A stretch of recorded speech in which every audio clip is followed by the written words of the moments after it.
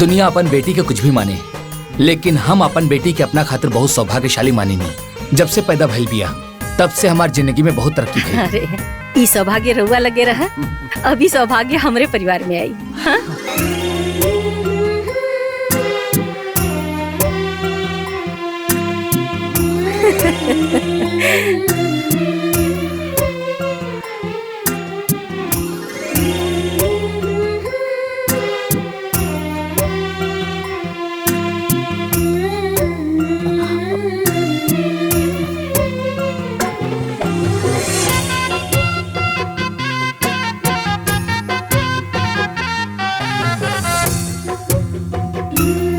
बेटी जा गोड़ लागले।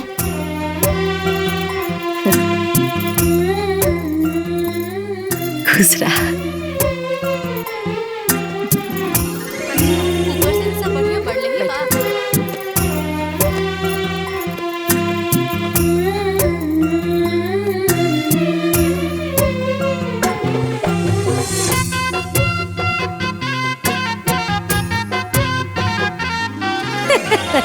ए बिटिया खूब बढ़िया से चीन ला, हम बनी तोहर होखे वाली सास, ई बने तोहर होखे वाला पति। बिटिया हमनी के तू बहुत पसंद बाड़ू, हमनी जा तोरा के पसंद बानी जा। अरे ऐसन काहे कहा तनी जी? अरे ना ना, पसंद करे खातिर का मतलब लड़के के खाली अधिकार होला? बोला बिटिया, पसंद बा त हाँ, और नहीं के पसंद तो सीधा ना। देख ला, देख ला। अरे हमरा के देखे हाँ नहीं के करा भाई, करा के देखे इनके संगे जीवन बितावे के बाद। बोला बिटिया पसंद बाड़े ना?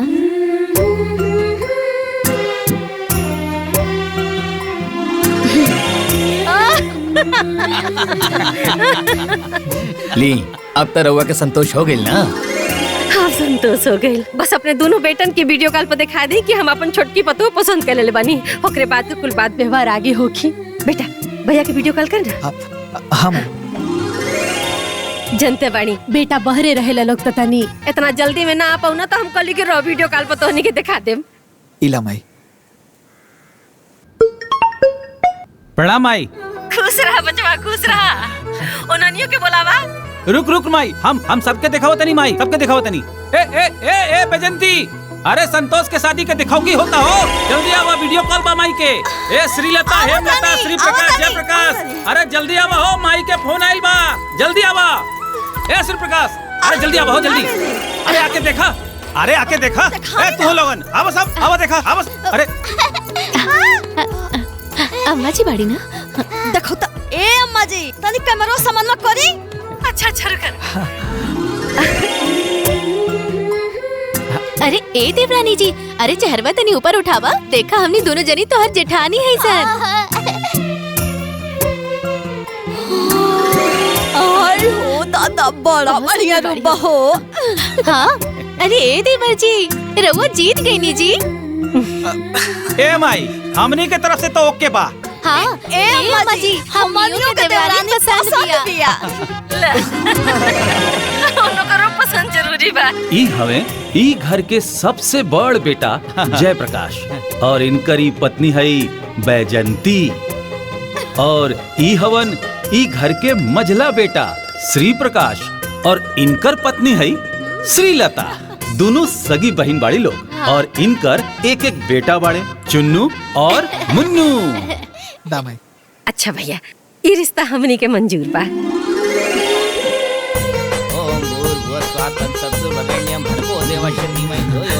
ये देखे तारा भैया का कहता हूँ।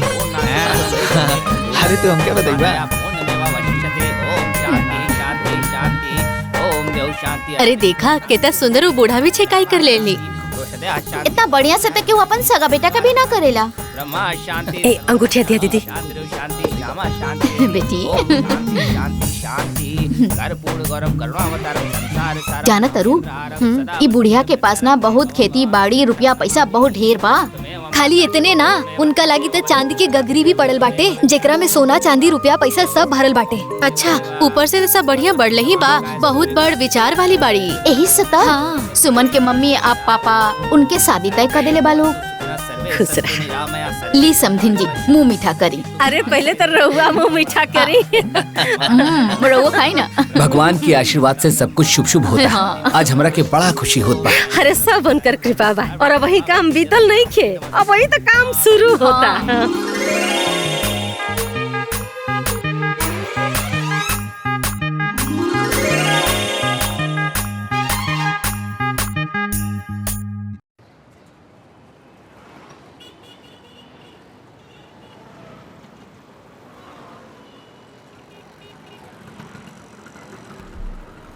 अरे बस बस बस रुक दा रुक दा।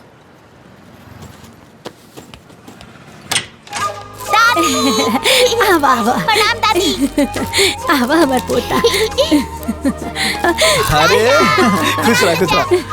अरे कहाँ बड़ू हो? अरे देखो आवा, माई माई आ गई। आवा। अरे माई अरे भैया। प्रणाम। गोड़ लगा। अरे खुश रहा अरे खुश रहा। और सब ठीक बा ना? हाँ बा माई। आवा। खुश रहिए। हाँ बा अंदर आ। प्रणाम भाभी। हाँ, बैठा संतोष बैठा बैठी माँ जी। बैगिया वहीं रख दा। हाँ अरे जल्दी पनिया लेके आवा और सुना मिठाइया ले लो साथ में। और संतोष हाँ भैया। सब ठीक ठाक बा ना? जी भैया। रखा। का ए देवर जी? अरे देवरानी पसंद आई नी की ना? अरे ए दुल्हन 3 बेर हुरपेटनी तब जाके हाँ कहलस। ए अम्मा जी, जहाँ भी आवा हो जाई नू तहाँ खाली हाँ हाँ करिए ना तो मुँह से निकल पे करी। अच्छा माई आवे में कोनो तकलीफ तो ना भइल ह?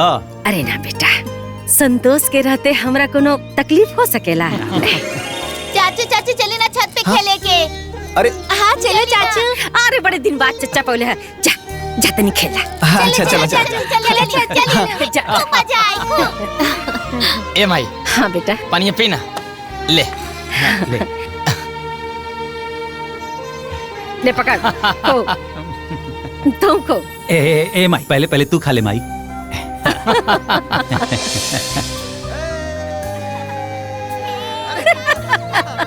देखो देखो बहुत दिन बाद पौले लड़का के देख कैसे लड़का नियर खेला था खुद और घरों में न बचवा दिनवा भर में 10-12 बेर नाम का नाम लेत रहला।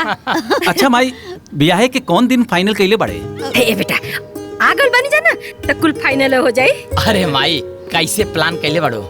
देखा बेटा उ का है ना कि सोचता नहीं ना कि एकर ब्याह खूब धूमधाम से कइल जाए कि देखे वाला कह कि भले सग बेटा ना बा बाकी ब्याह सग बेटा से बढ़ के कइले बाड़ी। ए बेटा लो जैसे तो लोगन का घर गृहस्थी बसा देले बानी ना वैसे हमरे जेते जिंदगी ओहो का घर गृहस्थी बस जाई हैं। सेवा कइले बा तो मेवा मिली कि ना? खूब धूमधाम से ब्याह करे के ओकर। हाँ बाकी माई तू कैसे का करबो बतावा ना। ए बेटा देखा सोचले बानी ना कि 11 थान गहना आ 51 गो साड़ी पतोहिया के बक्सा अलमारी पलंग इकुल त नया किना जे ओकरा के और रहल बात गाड़ी के तो बात का बात बा। माई एमे तो 10-12 लाख रुपया लग जाई। हाँ बेटा लौकी तो का करे के लगावल जाई। बाकी माई तू जैसे कहबू ना माई वो सब ऐसे ही हुई। बाकी एगो बात सुना ना माई। हाँ बोला ना। तू कहा कि संतोष तोहर बात सुनेला ना माई? हाँ माई उ संतोष के कह दे कि उ अपन हिस्सा के जमीन हमरे नामे लिख दे। जितना पैसा लगी ना कह दिया जाई। इतना पैसा कैसे खर्च किया जाए? अम्मा जी यह महंगाई में जनते बाड़े की पैसा कैसे आवेला और एक एक पाई जोड़ के शोहर बाजार में कैसे रहतानी हमनिए के जानतानी। हाँ ये अम्मा जी ऐजा के लोग ना सवेरे निकलेला और रात में आवेला और दिन भर ठठौला के बाद तब जाके 2 पैसा मिलेला। अरे ई का बोलता रहा सरे? करे जवन लइका अपन पूरा जीवन हमरा पर लुटा देहलस ओकरा ब्याहे में जौन हम पैसा खर्चा करतानी ओकरा एवज में हम ओकरा से जमीन लिखवाई रे। अरे हमरा में कीड़ा पड़ी रे मुआला पर थूकी दुनिया। अब माई वो कहा ना माई पैसा कोनो कागज के टुकड़ा तो हो ना केहू आदमी पर ऐसे ही लुटा दिया जाए। का कहले हा? ओ केहू बा? वो तोहनी खातिर केहू हो गल बा करे जवन लइका अपन रोवा रोवा हमरा में खपा देलस वो केहू बा जवन लइका हमरा के भगवान से भी बढ़ के मनलस वो केहू बा। अरे तोनन के का पता कि हम कैसे जियतानी कैसे खातानी कैसे रहतानी कुछ पता बात होनी के नहीं के ना स्कूल का ख्यालो लइका रखा था तो केहू बा।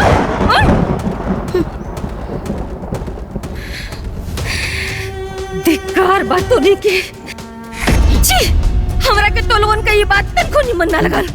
माई ऊ कहा कि तू माई अपना हिसाब से सोचा ताड़ू, बाकी हमने सब अपना हिसाब से सोचा नहीं ना माई।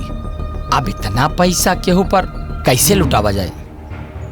बाहरे हमार बेटा पतो लोग शहर में आके तो लोगन का ममता ही मर गई रे, इंसानियत सड़ गई।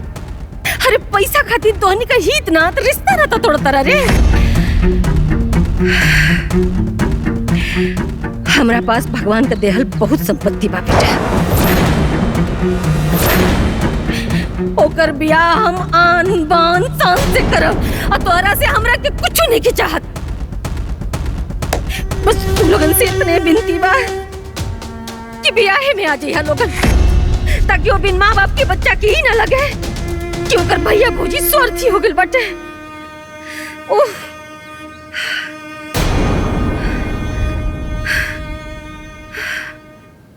श्री प्रकाश हमनी माई बेटा की जाकर टिकट निकाल दे।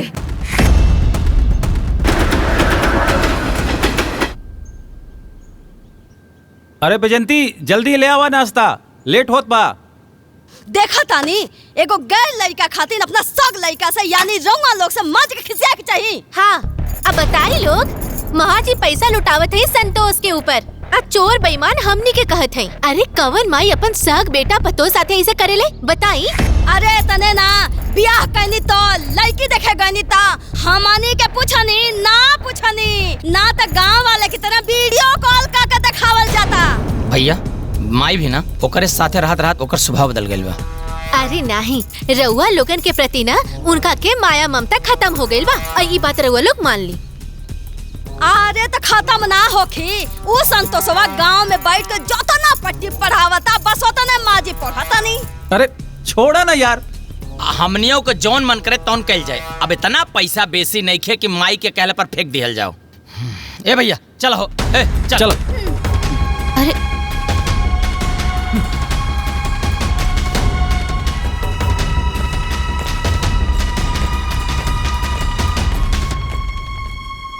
अरे ये दू के दोनों जन ना अपने माई के ममता में मंद बुद्धि हो गल बारे एकदम से। अरे दीदी अगर हमने इनका के ना समझाई ना तो ये लोग अपन मेहनत के कमाई और अपन संपत्ति ओ बुढ़िया और लालची देवरा के दे दी। कहो कलवा पे पाठ यादव का लिखले बाड़ा, पाठ मिश्रा हो ना। अरे तार काट के ठीक करा। अरे खाली कार्डवा लिखब लोग, ले गरम गरम चाय पी ली। अरे पहुना अपना जीवन में रउआ कितना बरात कैले हो खब? बाबुआ हमके याद त नहीं बा, तब्बो 1000 से तो ऊपरे होई। अब दूसर का देखे के बाद देखा ये घर में देख ला। संतोष के बड़का बाबूजी के बारात कैनी, संतोष के भाई जयप्रकाश के बारात, श्री प्रकाश के बारात और अब और संतोष के बारात। अरे मामा फूफा की उम्र देख के तो क्या नहीं क्यों बुझात? शिव प्रकाश के बियाहे में रउआ तो लौंडा साथे नाचले रहनी। अरे तो अभी कौन बिगड़ल बा, छमक छलो बन के आओ तोहरो साथे नाचब हो।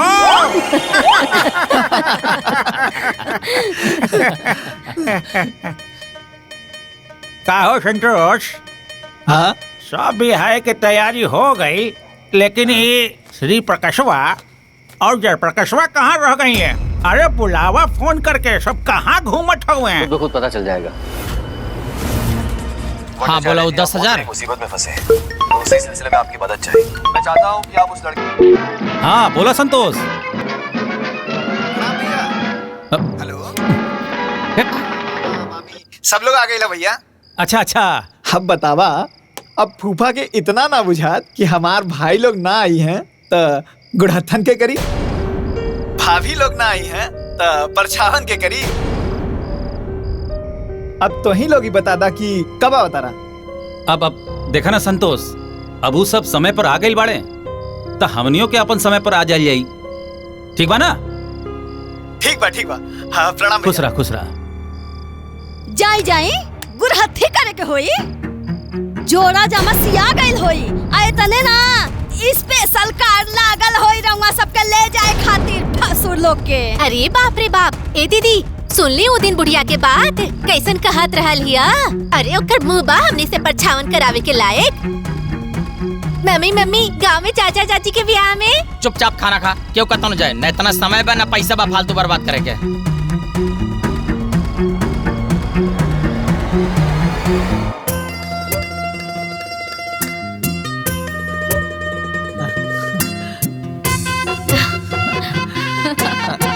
हाँ, आवतानी बुढ़ो के बोला के।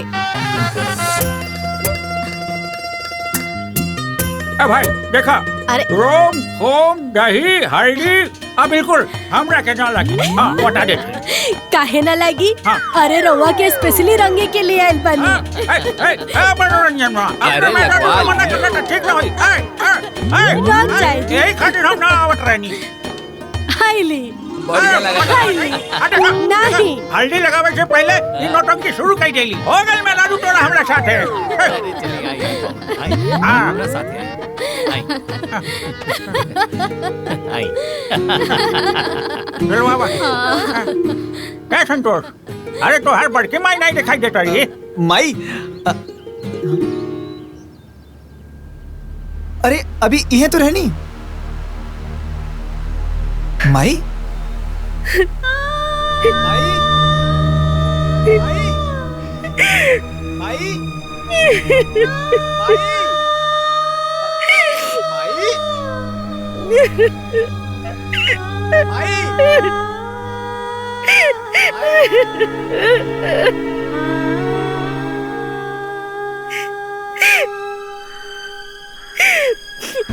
माई ए माई, हमरा से कोनो गलती हो गल बाका? नहीं रे बेटा, तोरा से तो कोनो गलती हुई है नहीं की सकत। तोरा की बहुत बुरा लगत हुई ना कि ब्याह में तार भैया भौजी नहीं खिया पावत।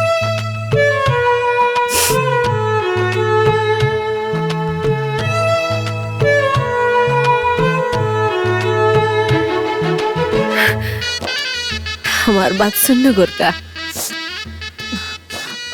गोरखा नाम आई, संतोष बोला। ए बेटा, हमार बात ध्यान से सुन। तोर बाबूजी हम, तोर माई भी हम, तोर दोनों भौजाई भी हम, तोहर बड़का भैया भी हम और तोहर मझला भाई भी हम। आइल बात समझ में? हाँ। बेटा, भले हम तोरा के अपने कोख से पैदा नहीं किए, लेकिन हमारा असली बेटा, हमारा राजा बेटा तू बड़ा। आइल बात समझ में? पर माई, भैया भाभी तो वह लोग बाना। बुद्धि का बैल, कौन बात समझ में नहीं आवत। अरे माई, माई, माई,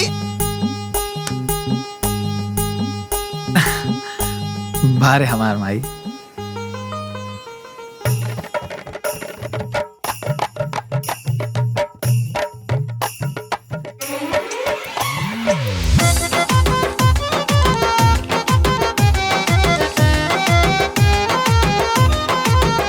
पियर पियर हरदिया चढ़न लागे, पियर पियर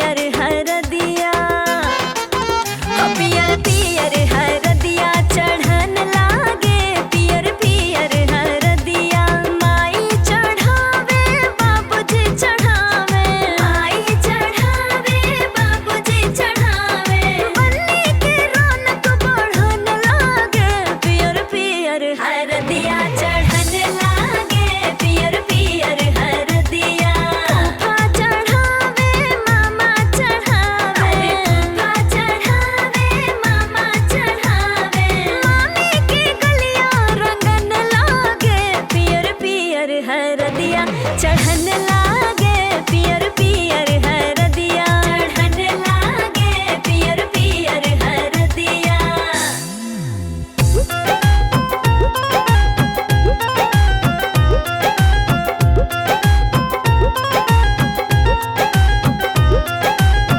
ऊंचे ऊंचे मोड़वा छवई हाय बाबा ऊंच होई नौआ तोहार जी ऊंचे ऊंचे मोड़वा छवई हाय बाबा ऊंच होई नौआ तोहार जी अरे हरियर बांस लगवई हाय बाबा देखी है गौआ जवार जी हरियर बांस लगवई हाय बाबा देखी है गौआ जवार जी ऊंचे ऊंचे मोड़वा छवई हाय फूफा ऊंच होई नौआ तोहार जी ऊंचे ऊंचे मोड़वा छवई हाय मामा ऊंच होई नौआ तोहार जी अरे हरियर बांस लगवई हाय फूफा देखी है गौआ जवार जी हरियर बांस लगवई हाय बाबा देखी है गौआ जवार जी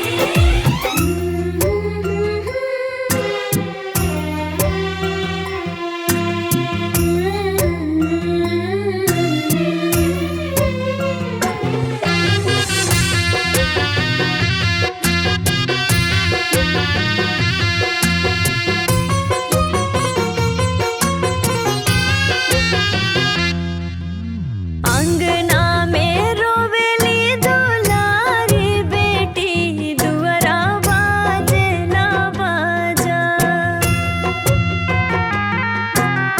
अंगना में रोवेली दुलारी बेटी दुअरा बाजे ना बाजा पियर सिंदूरवा सजाई के बिहने ले जई है राजा पियर सिंदूरवा सजाई के बिहने ले जई है राजा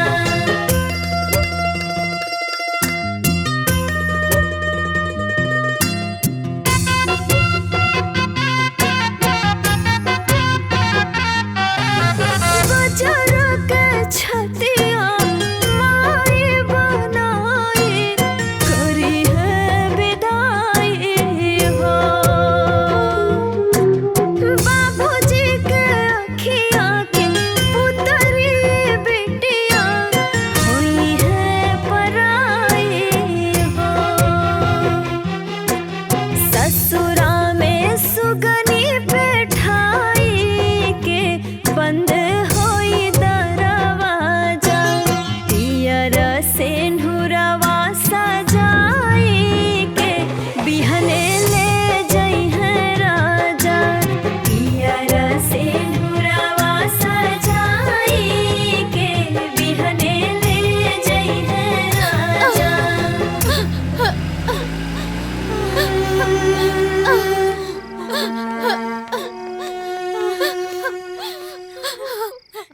तनी लगावा बिरजू के फोन पता कल जाए बियावा भइल की ना।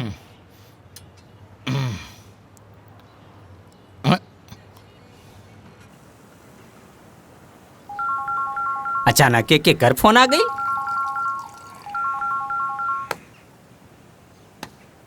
हैं कहो संतोषवा के बियावा भइल? अरे खाली बियाह ना भइल बहुते धूमधाम से बियाह भइल और जानत बड़ा हमहू बाराती गइल रहनी। अरे ओ हम अम्मनियों का चर्चा उर्चा होत रहल कि ना? वहाँ तो आर लोग के चर्चा ना खाली खर्चा पे खर्चा होइत रहे। अब भूल जाता हार लोग के वैल्यू खत्म। अरे हमरा तो ई लागत रहे कि तू लोगन पार्वती चाची के बेटा ना हवा। अरे जानत बड़ा असली बेटा तो संतोषवा लागत रहे। अच्छा चला चला रखा। सही बात बोलला पे ना सबके बुरा लागेला। चला चला ज्यादा ज्ञान मत दा। हाय लपिया। हाँ सुन लेनी राउर लोग के कौनो वैल्यू नहीं खे। अरे वो बुढ़िया यानी राउर लोग के माई तक कुकुरों से नीचे रखता रहूंगा लोग के। अरे तो यार हमनी के वहाँ गईबे ना कहीं तक कहाँ से ही कुल।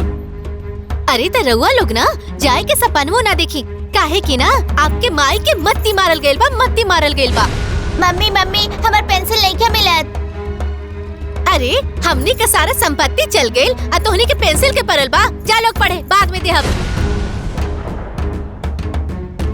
कौन हलवा है का संपत्ति चली जाई? ये चीजिया मन में लेके बैठल रहा। अरे जमुना दिन कुल हाथे से चल जाई ना वही दिन बुझाई। चल रे। हाँ चलो। चाय पी है। चवा ला पिया चाय, चाय पी। ए गोरका। गोरका ना माई, संतोष बोलल करा। अरे वो है रे, दुल्हिया कहाँ बिया? अरे वो हाँ वो तेल गरम करत तारी, वो अजवाइन और लहसुन डाल के। आज वह तेल तोहर गुड़ में मलाई और तोहर सारा दर्द ठीक हो जाए। अच्छा माई, हम तोहरा से कितना कहली कि हमरा के संतोष बोलल करा, तू कब्बो ना बोललू। खाली माई से झगड़ा करला, झूठा। अरे एक का पुरानका चादर कहे बिछावतानी, नौका बिछा देना जौन हमरा नैहर से आयल बा। अरे ना ना, हमारी है ठीक बा। जब भी फाटी ना तब न काहे बिछैया लो, हमारी है ठीक बा। अच्छा अम्मा जी, रवा सूती ना, रवा गोड़ में तेल लगा देतनी, रवा गोड़ के सारा दर्द ठीक हो जाई। हमार दर्द लोगन बाद में ठीक करिया, पहले है नया हमार बात सुना। ए तू बैठ। अरे मेरे भाई, ए तू बैठ, बात सुन। देखा बिटिया, हमारे खानदान में ना ब्याह के बाद गंगा मैया के करहिया चढ़ावल जाला, हैं? खोइछा भरल जाला। अब तक कहीं ना, कब चले के बा? एक काल चलल जाओ। अब हाँ कहे ना।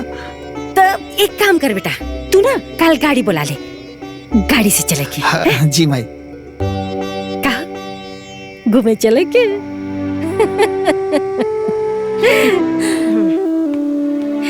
चल चला नहीं तो देरी हो जाए। अरे गोरका जल्दी आ रही, देरी होता। चल चल चल आवता नहीं माई। बैठा बैठा। ए गोरका, अरे सैतिया बीत जाई, चल रे। हाँ माई। गोरखा नहीं माई, संतोष बोलल करा। चल चल, के बढ़िया बनकर। रुका पहले दरवाजा बंद करी। ये होगा। आओ। हाँ ये। हाँ। धर जल्दी धर।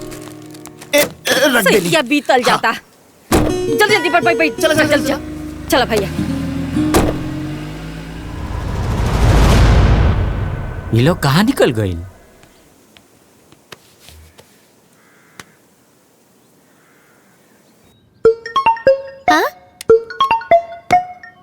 बिरजू अंकल के फोन। पापा बिरजू अंकल के फोन आइल बा। अरे रुका। पापा बिरजू अंकल के फोन बा। पापा बिरजू अंकल के फोन आइल बा। पापा पापा बिरजू अंकल के फोन आइल बा। अरे तो फोन उठाओ, स्पीकर पर कर। का हो बिरजू? हरी तोहार माई अपना सगा बेटा और पतो के लेके कहीं गए बानी। का मतलब? अब का मतलब ये हम कैसे बता सकता नहीं? देखा हम देखनी हा तो सोचनी हा कि तू लोग के बता दी, ताकि तू लोग सतर्क हो जा। तू लोग खुदे पता कैला, बुझला ना? हाँ ठीक है, रखा तानी। अरे का मतलब बाना, हम बतावत है। गइल हुई अपना जमीन ओकरा नामे करे। अब दोनों जनी बैठ के घरे में झाल बजावा झाल। आ जोन भिखमंगा रहल ना, राजा बन गए। आ जे राजा रही वो भिखमंगा हो जाई, हाथ में कटोरा आ जाई, कटोरा। अब ओकरा बादे वर वाला घर तर आ घर वाला बर्तन। इतना आसान बा? बर वाला घर तर, घर वाला बर्तर। अब सही तो कह रहल बा। अरे औरो कोनो काम से तो लोग बाहर जा सकेला। जा जाके नाश्ता लगावा ना, भूख लागल बा।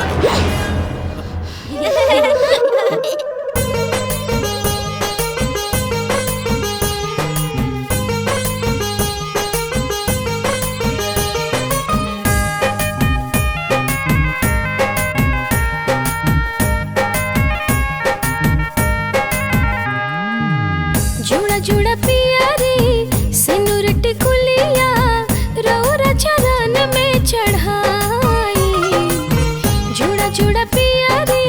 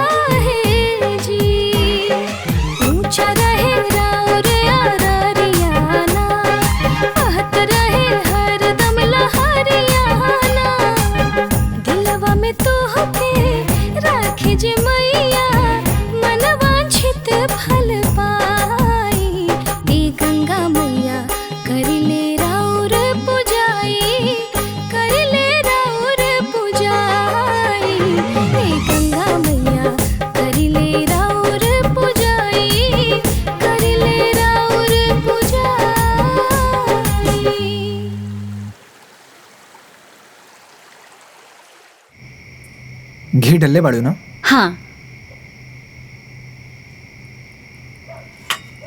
अब अम्मा जी दूध अभी लिया दे कि खाना खैला के बाद पिए? बाद में पिए। अच्छा। ए तुम खो। अरे माई तू खा ला, हम बाद में खा ले। अच्छा दुल्हन। हाँ ये का खाना लगावा था। अच्छा आओ।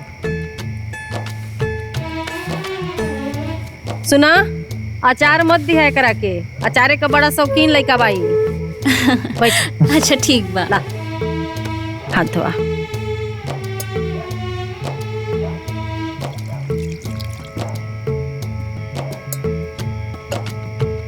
माई एगो बात पूछे का बड़ा मन करता। पूछा बेटा।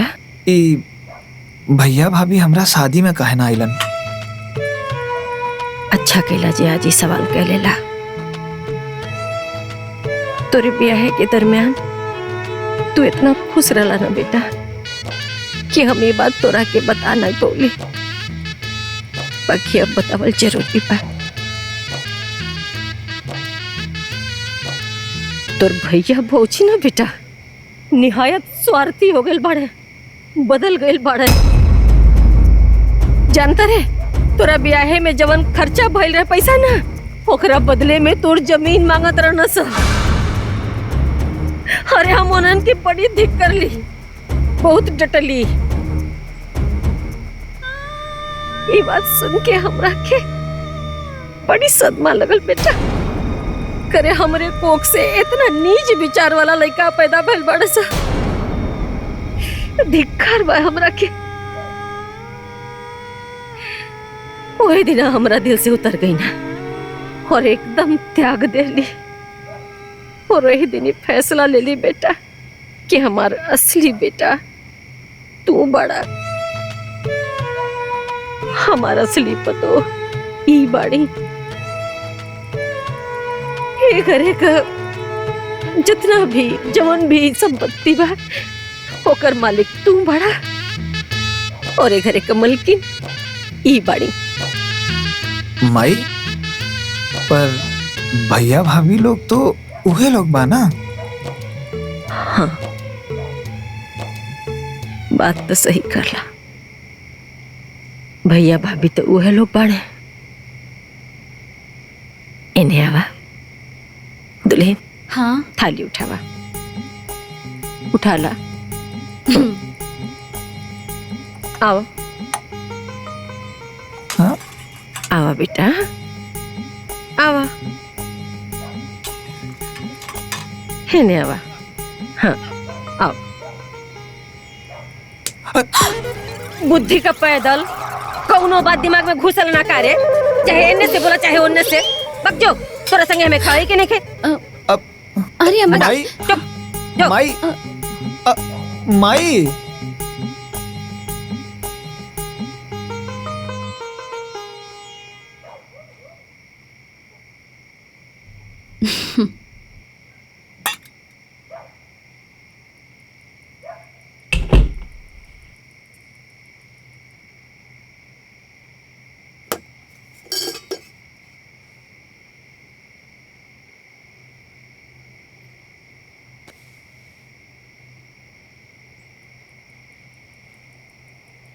ए जी। हाँ बोला। अब रवा से हम कुछ कहल चाहता नहीं। बतावा। अब अम्मा जी भैया जी और भाभी लोग से बहुते नाराज लागता नहीं। हाँ ये से तो ऐसे बोलत रहनी, बाकी 2 दिन में सब गुस्सा खत्म हो जाए।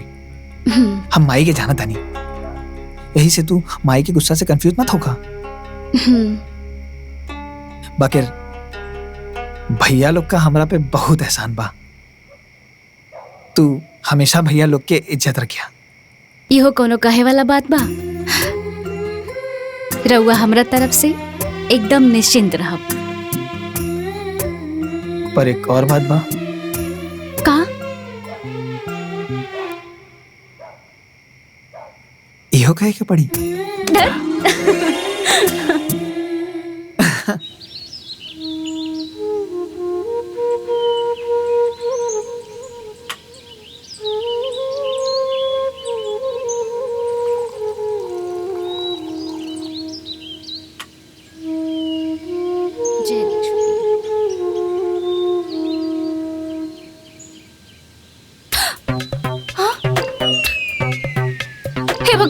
चाय जय तुलसी मैया।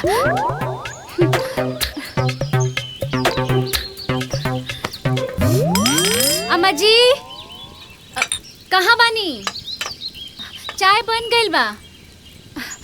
कहाँ बानी? अरे ई अम्मा जी दिखाई नहीं देत। दरवाजा भी बंद बा। अभी ले सूतल बनी का? अम्मा जी, अम्मा जी, अम्मा जी। अरे अम्मा जी 8 बज गए, अभी तक सूतल बनी रहुआ। उठी ना अम्मा जी, उठी ना अम्मा जी, उठी ना। ए अम्मा जी, अम्मा जी।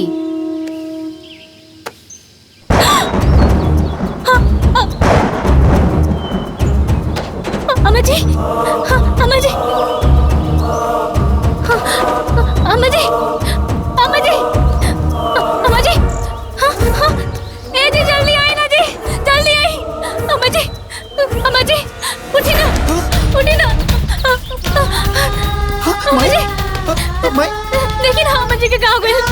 माई, माई, माई, अम्मा जी, माई,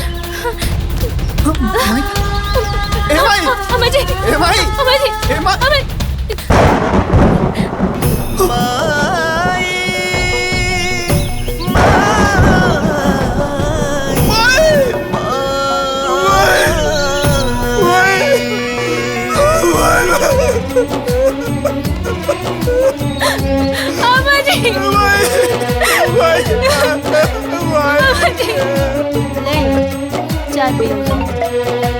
उठाई मत एकदम, रखे फोन।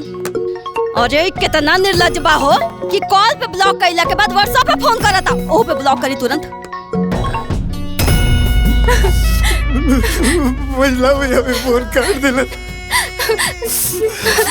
एक काम करी ना, छोटका भैया को फोन लगाई। अम्मा जी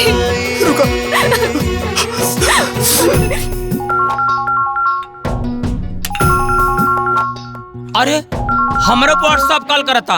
रंगो ब्लॉक करी तुरंत।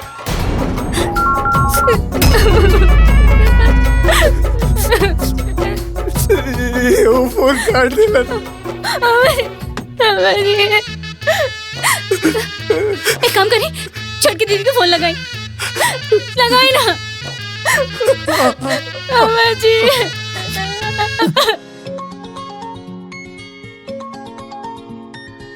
अरे बाप रे, संतोष के फोन।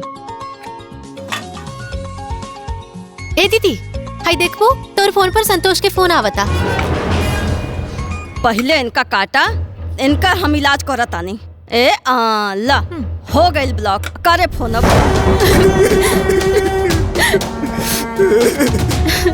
कहो भैया, संतोषवा पगला गइल बा का? सबके फोन पे दनादन फोन चाप रहल बा। अरे वो लोग ना ही पगलाइल बा, वो लोग हमनी के पागल समझता, समझनी ना?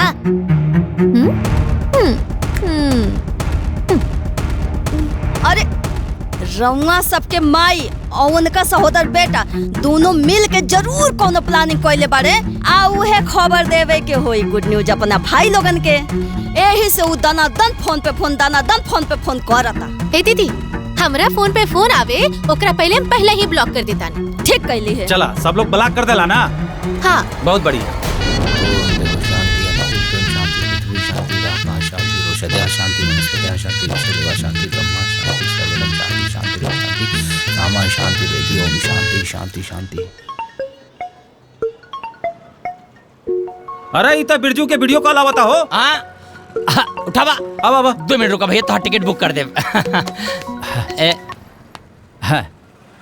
का हो बिरजू?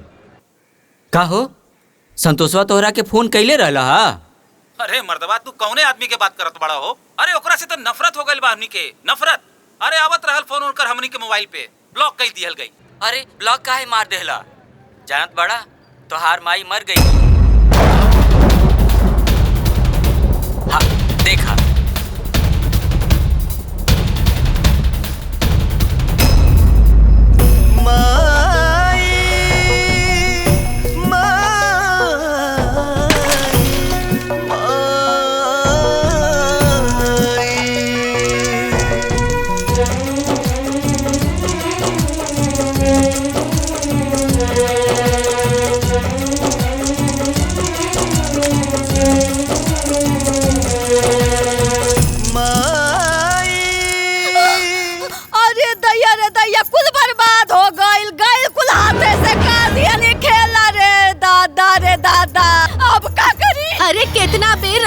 से कहले रहनी है कि घर हो जाके देख ली, लेकिन दिन रखत रखत सब लुटा गई, गईल सब हाथे से कुल। अरे गहना जेवर चल गए, रुपया पैसा चल गए, खेत बाड़ी कुल चल गए हाथे से। अरे ए दीदी, चांदी के कलश वो तो गईल, आऊ में के रखल सोना चांदी के सिक्का गईल, चल गईल सब कुछ।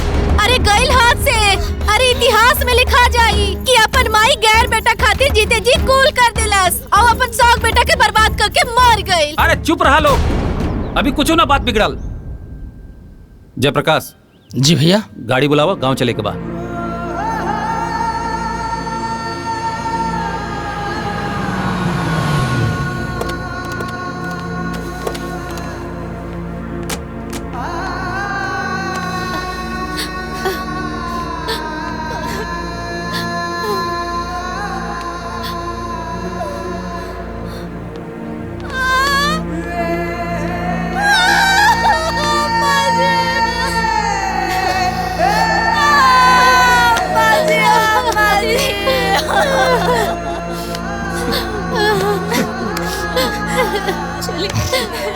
ए बेटा, होनी के टाल सकेला, जोन होए कर रहल हो गई, चुप हो जा। हर बेटा के माँ बाप एक दिन छोड़ के चल जाले, इतना उदास नहीं क्यों हो के, चुप हो जा बेटा। अचानक से सब घटना कैसे हो गई संतोष? हमरा खुदे समझ में नहीं आवत भैया। माई एकदम ठीक रहनी, ना दवा चलत रहे, बुआ जी ना तबीयत खराब रहे और ना कोनो दर्द तकलीफ रहे, एकदम अच्छा से बात करत रही। पता नहीं ऐसा अचानक से का हो गई, हम हरदम माई के लगे रहत रहनी। बस वो दिन हमरा से नाराज होकर गई नहीं, हमेशा हमेशा खातिर हमरा से दूर हो गई नहीं।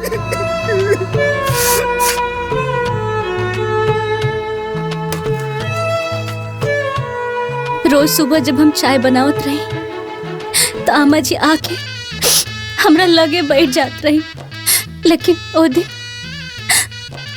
दिन ना आईनी। हम 3-4 बार आवाज भी देनी, लेकिन फिर भी ना आईनी। सुबह के 8 बजत रहे, हमके लागल कहीं आमा जी के तबीयत नहीं है ना खराब। फिर हम अचानक देखनी कि दरवाजा बंद रहे। फिर हम चाय बनावल छोड़ के आमा जी के लगे गईनी। वहाँ के 3-4 बार जगवनी, लेकिन फिर भी वहाँ के ना उठनी। फिर से हम जगवनी, तब तक अचानक वहाँ के हाथ दम से नीचे गिर गए। फिर हम बहुत घबरा गए रही। फिर हम यहाँ के आवाज देनी, यहाँ के आईनी, आमा जी के हाथ पैर के छू के देखनी। तब तक पता चला कि आमा जी हमने के बीच ना रहनी। अरे आमा जी कैसे छोड़ के चली गई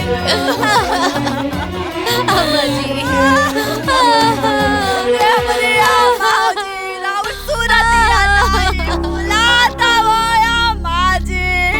अरे रवा बिना घरवा काटत है आमा जी। हमने के छोड़ के कहाँ चल गए आमा जी? रो रो के जान देले से वापस आ जाइए का?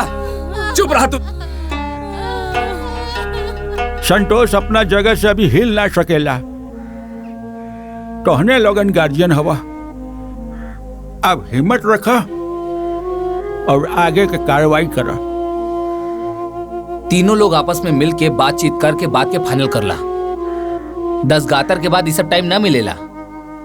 पुराणम गणुरम पुण्याम पवित्रम पापनाशनम फुलवता कामना पुण्यम श्रोतव्यम सर्वदेवहि। अर्थात माता पिता के मृत्यु के उपरांत यदि पुत्र ने गरुड़ पुराण का श्रवण नहीं किया तो माता पिता को तारने में कैसे समर्थ हो सकता है। एक बार गरुड़ जी ने श्री हरि भगवान विष्णु जी से पूछा कि हे प्रभु, दाह संस्कार के उपरांत भी मृतक की आत्मा अपनों के मोह बास में बंधकर 13 दिनों तक उसी घर के आसपास में अपनों के इर्द गिर्द में वास करती है। चूंकि वो आत्मा इतनी सूक्ष्म होती है कि किसी को दिखाई नहीं देती। हर पुत्र का यह धर्म होता है कि माता पिता के मृत्यु के उपरांत गरुड़ पुराण श्रवण करे, ताकि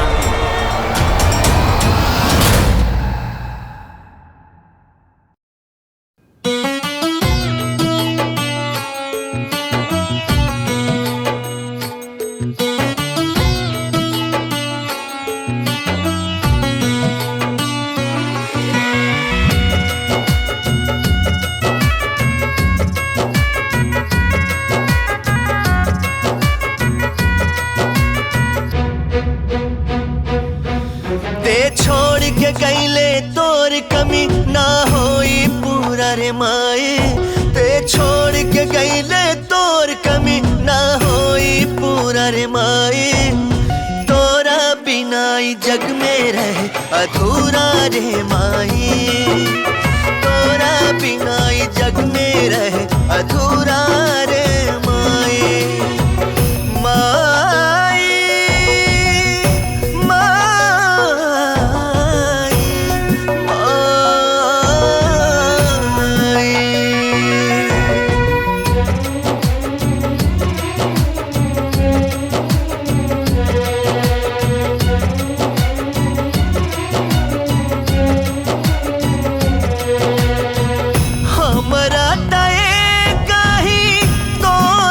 आधार रहे अब सब छूटल रे हो हमरा सर से तोर ममता के साया उठल रे हो जग छोड़ के गईले तोर कमी ना होई पूरा रे माए तोरा बिना ई जग में रहे अधूरा रे माही तोरा बिना ई जग में रहे अधूरा रे माही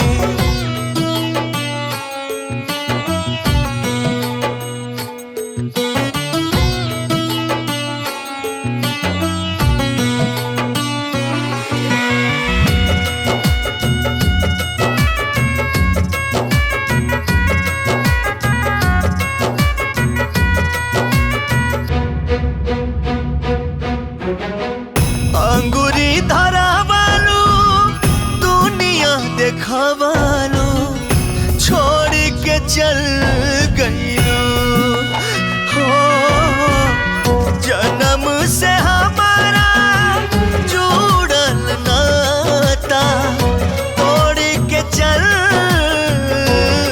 गईलू मुंह मोड़ के गईलू तोर कमी ना होई पूरा रे माए तोरा बिना ई जग में रहे अधूरा रे माई तोरा बिना ई जग में रहे अधूरा रे माई माई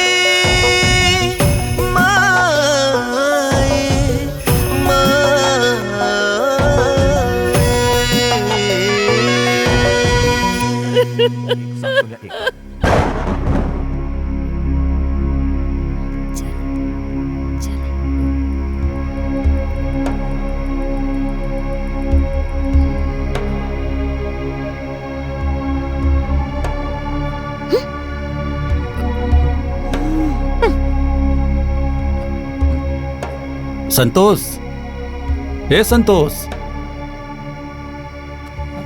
हाँ भैया। बाबू, अब माई के अंतिम समय में हमनी के रहनी जाना। अब अगर माई के कोनो अंतिम इच्छा रहल होके तो बतावा ना। माई हमरा से भी कुछ ना कह पाऊनी। अच्छा, माई के साथे तू दोनों जना रहत रहला ना? तो माई के गहनवा, जमीन के कागजात और बैंक के पासबुक और चांदी वाला कलशवा कहाँ बा? का भैया, ये सब बात करे के यह उचित समय बा का? बाकी जानल जरूरी बा ना हो। हाँ तो जान जाई बानू, काहे घबराता रहा? कहाँ ले रवा लोग के आमा जी के बढ़िया से श्राद्ध करे के बारे में चर्चा करे के चाहिए, बढ़िया से उत्तम कांड करे के बारे में बात करती, लेकिन रवा लोग आवते ही धन दौलत जमीन जायदाद के बारे में बात करे लगनी। दुल्हनिया ठीक कहतिया, अभी इस सब के बात करे के का जरूरत बा? अरे श्री प्रकाश, ये सब तू का बात कर रहल बड़ा? अरे वो सब कहीं भागल जाता का? देखा भैया, ये सब धन संपत्ति, गहना गुड़िया, इस सब पर चर्चा सीधा श्राद्ध के बाद हुई।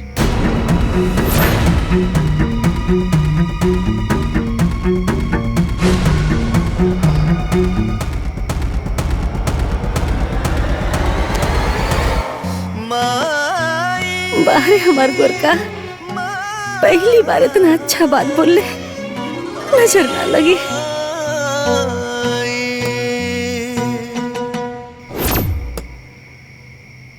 देख ल कमीनवन के कैसे बदल गईले हैं। अरे उन्हन के मन में बेईमानी समा गइल बा, बेईमानी। अरे सही कहत है दीदी, आई दोनों मरद मेहरारू के मिली भगत है। देखली ना कैसे कहत रहले, जवन होई तो श्राद्ध के बाद है होई। अरे हमें तो लागत है ना कि दोनों मिल के बुढ़िया के नटाई दबा के मार डाले बारे। आ जितना बेईमान होकर आदमिया पिया ना, उससे 1000 गुना बेईमान होकर मेहरिया पिया। और अगर ऐसे बेईमानी बुढ़िया के मन में रहल होई ना, तो ओका तो भगवान नरकों में जगह ना दी है। रउआ लोगन के भाईचारा निभावे के बा त निभाई, लेकिन हमनी के ना श्राद्ध तक इंतजार ना करब, बता देत हई। अरे तो का चाहत पड़ू? हाँ का करबू लोग? का करब? अरे हमनी के एक एक पाई के एक एक संपत्ति के पता करके रहा। हाँ, का लगता रउआ लोगन के कि हम अपने संपत्ति पा वो दोनों भिखारी के राज करे देव का? अरे जमीन के पूरा कागजात, सास के गहना, चांदी के कलश और तो और बैंक के पासबुक, एक एक सामान घर से निकालब। और जैसे ही श्राद्ध खत्म होई ना, दोनों के घर से निकाल दे, पहले बता देता नहीं। अरे ऐसे कैसे निकाल दे? अरे उन्हन दोनों के तो लतिया के या घर से निकालल जाए। हे भाऊजी देखा, हमनी के झगड़ा झंझट ना कइल जाई, ठीक बा? को भैया गांव समाज में जौन मान प्रतिष्ठा इज्जत बा सब मिट्टी में मिल जाई। सही कहा तारा। तब ऐसन करल जाए कि सांपो मर जाए और लाठियों न टूटे। मतलब करण अर्जुन, हमार करण अर्जुन, एक बार दोनों आ जाइए ना तो सब ठीक हो जाए, बुझाइल? बेशरम लोग, हमरा बेटा बहू के लात मार के निकली है। अभी लोगन की सबक सिखावे की पड़ी। आवेदा करण और अर्जुन के।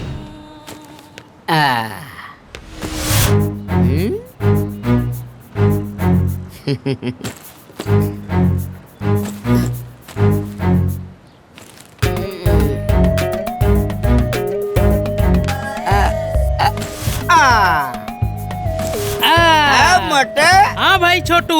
चाहे केहू आई चाहे केहू जाई, खजाना के पता हमन ये लगाई। जिंदगी भर बुढ़िया कटले चानी और हमनी के बहन के कोयल बेईमानी। बतावा हो, ए पापियन के हम अपना हाथे बनौने खियौनी, अब हम ही बेईमान हो गइली हन खातिर। बाप रे मर गई रे बाप।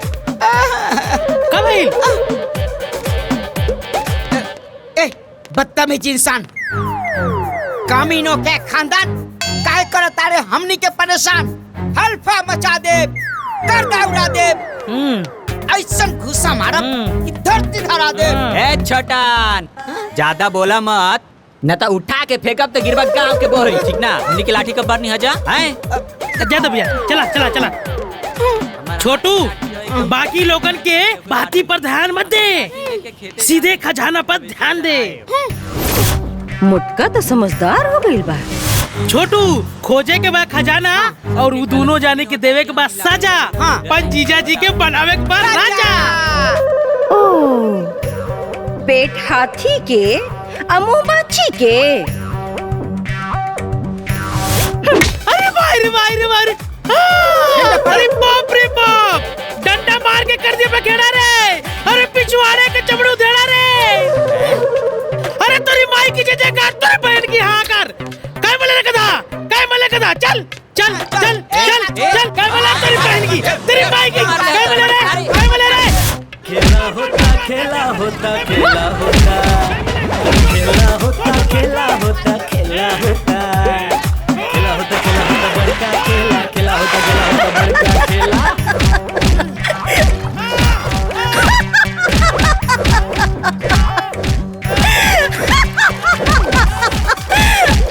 छोटू और मोटू, अब ही नहीं झांकी है, पूरा फिल्म तो वही बाकी है। ये पक्षीराज, दाह संस्कार के उपरांत भी मृतक की आत्मा अपनों के मुंह पास में बंधकर 13 दिनों तक उसी घर में अपनों के इर्द गिर्द वास करती है। चूंकि आत्मा इतनी सूक्ष्म होती है कि हर किसी को दिखाई नहीं देती। हर पुत्र का यह धर्म होता है कि माता पिता के मृत्यु के उपरांत गरुड़ पुराण का श्रवण करें ताकि प्रियजनों का मोह भंग हो और उसे शांति मिले। दीदी पंडित जी का पगला गेल बाड़े, ऊपर से का शांति लेवे हैं। अरे पंडित जी कहा तो तो ठीक न होए। दंदई कटकटाए थे।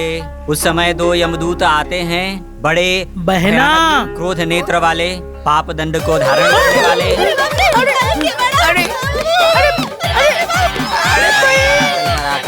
बहना हम मुटका जीजा हमके पहचानत हुआ, हम तो हर सार मोटका।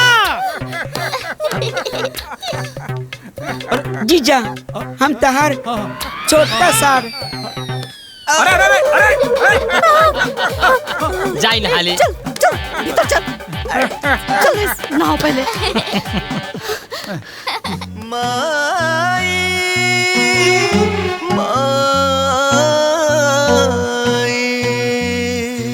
संतोषवा तो हमने से बेईमानी को दिलस भाई। तार भाई तो कंगाल हो गइल बा। अब बहिन तक कंगाल भइले भइल, साथे साथे तोहर जीजा लोग भी भिखमंगा हो गइल बाड़े। सरहू के छोड़ल ना जाई, कौनो साजिश रचे के पड़ी। ये दोनों नाग नागिन बन के सारी संपत्ति पे फन फैलाकर बैठल बाड़े। ओ मेरी बहना सुन मेरा कहना, भले ही बहुत लात खाए हैं, बाकी बड़े बड़े लफड़े सल्टाए हैं। अरे खजाना के ठिकाना बतावा और समस्या से निजात पावा। जल्दी आवा जल्दी।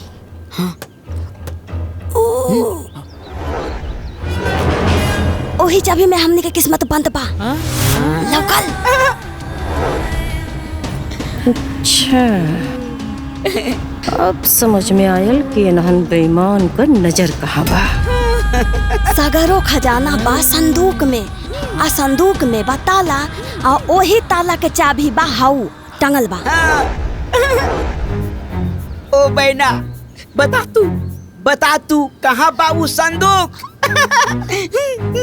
देखा वो बा चाबी है वो संदूक। बहना सुन मेरा कहना, होके दे रात तब बनी कोनो बार। अच्छा इससे बीती श्राद्ध वैसे होई इलाज। इलाज करी है हमरा बेटा पतोह का इलाज करी है, ओकरा पहले तोहनी का इलाज हम करो।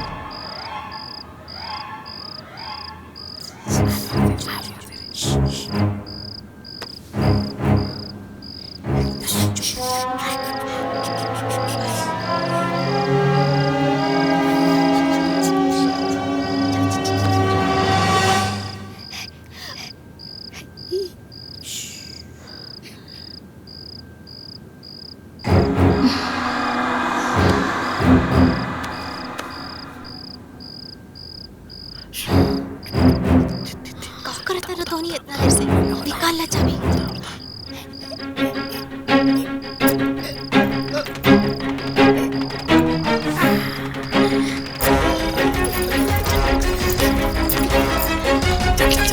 चलो चलो चलो आराम से आओ। आवा। अच्छा चोरी करवा। अरे बाप रे बाप, आता लगा था हमें पूरी दुनिया मिल गई। हाँ अपन सोना चांदी मटका एजा से निकाल के हमनी के फरार हो जाएंगे। अरे सब चोरी के प्लान बनावता, अभी बतावता नहीं लोगन के। अरे आराम से चुप।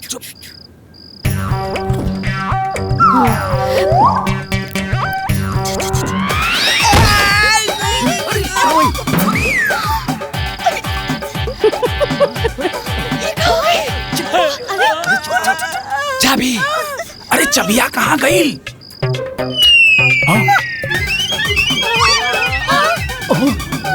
ससुरा बड़का शिकार करत रहला। पर एक ऊपर एक लगत खींचना बचा।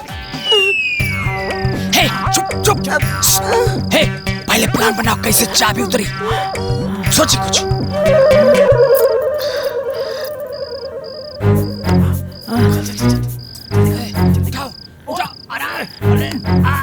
अरे आराम से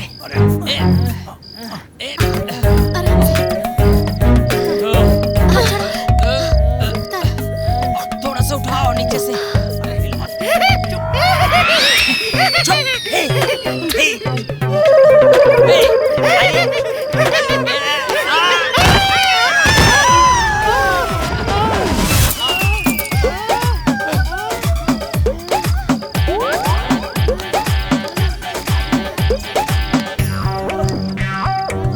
मिल गया मिल गया।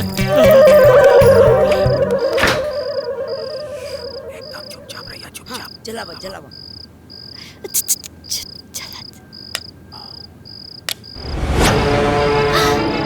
संदूक, सोना, चांदी, हीरा, जवाहरात, मटका, अरे गहना।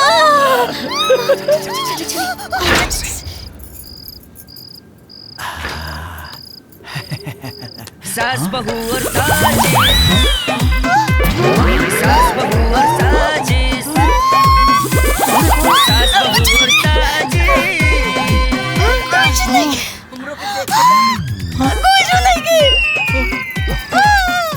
अरे डागा पड़ गई लो। अरे कुल रुपया पैसा ही सबका बच गईले। अरे जो ये बुढ़िया तो के पिलुआ पड़ी।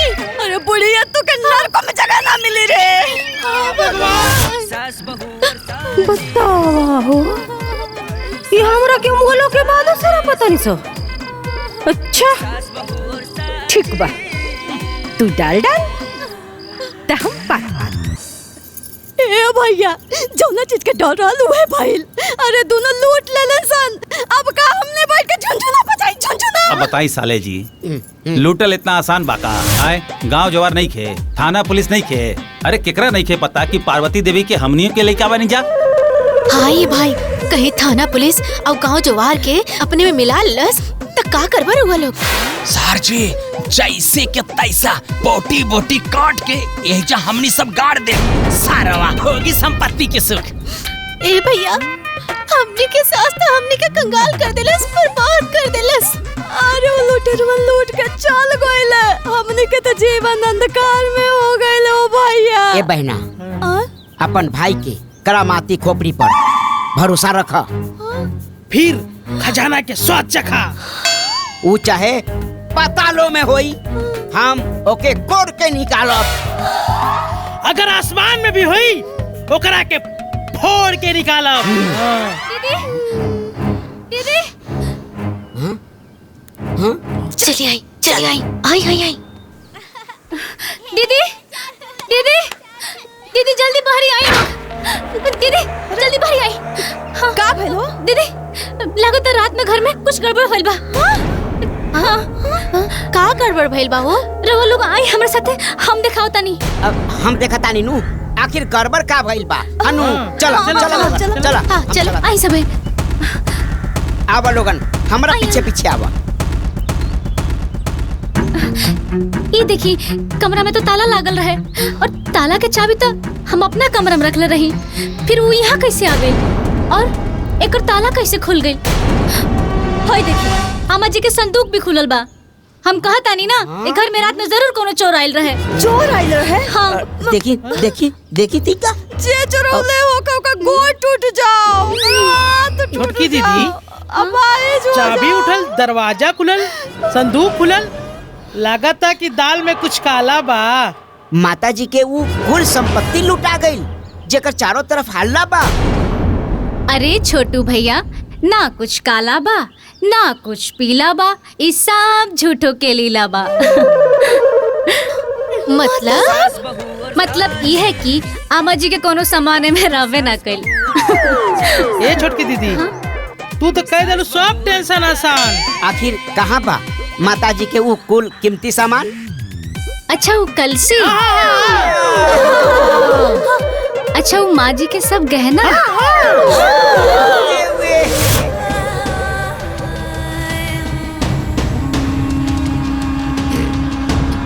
वो सोने के सिक्का, वो सब तो राउत देवर जी रख ले। हाँ तनी हेने आवा तो। हाँ बस आवत नहीं। अरे अरे बता के चला। अरे हे भगवान वो के एक समय आवे के रहल। सास बहू और साजिश, सास बहू और साजिश, सास बहू और साजिश। कहाँ बानी जी? हम बाहर बरामदा में बानी। आवत नहीं। एक नंबर के बेईमान उ बुढ़िया बिया आ 2 नंबर के बेईमान उ संतोषवा बिया आ इतने ना 3 नंबर के बेईमान उ संतोषवा के मेहरियो बिया। बाप रे बाप, करोड़ के संपत्ति लूट के बैठ गए बाड़े। बाकी ये लोग का, अरे वो मरल की बुढ़िया भी ना पूरा संपत्ति हमनी के नजर से बचा ना पाई, देख लिया। मुआला से पहले अम्मा जी मुआला के बाद बुढ़िया ऐसा न होला का? अब का होई साले साहब, अब कैसे होई? होई बहना सुन मेरा कहना, ना चिंता ना फिक्र करियो, छोटकी के पीछे पड़ जाइयो। अब करे के बाजुबे खेल। अब होई वो दोनों के प्लानिंग फेल। गरीब माहौल तोहनी की जीना, निकाल दे तोहनी के पसीना।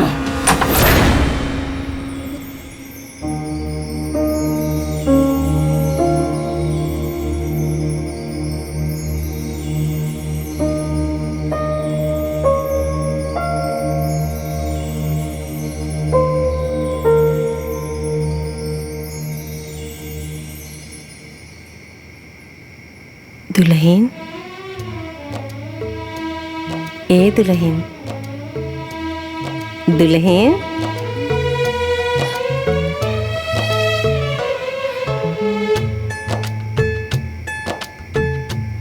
इतना अम्मा जी की आवाज है। हम तोरा से कुछ कह चाहता नहीं दुल्हन।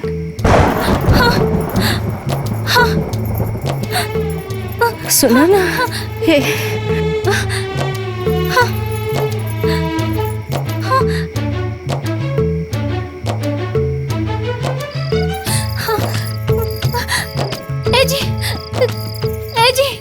उठे ना।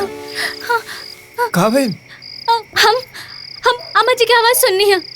हम क्या ऐसा लागल है कि अम्मा जी हमके बुलावत तानी।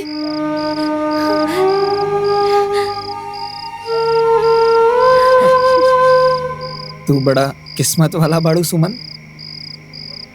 कि तोहरा के माई के आवाज सुने के मिलल। हमरा नसीब में तो ओहो नहीं खे। संतोष, ए संतोष, संतोष,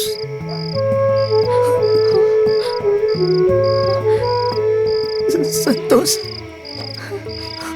माई, माई तुम हमरा के संतोष बोल लू? माई हमरा के संतोष बोल ली, हमरा के संतोष बोल ली सुमन, हमरा के ए माई, हमरा के गोरखा बोला ना माई, एक बार हमरा के गोरखा बोला ना माई, बोला ना माई। ए गोरखा,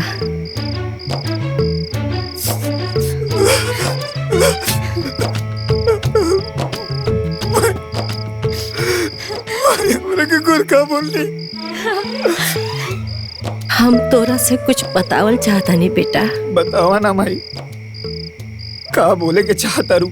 ए घर में ना तू लोगन के खिलाफ षड्यंत्र रचल जाता बेटा। हमार बात ध्यान से सुना बेटा। बेटा ओ लोगन के फूटी कौड़ी भी देवे के जरूरत नहीं के।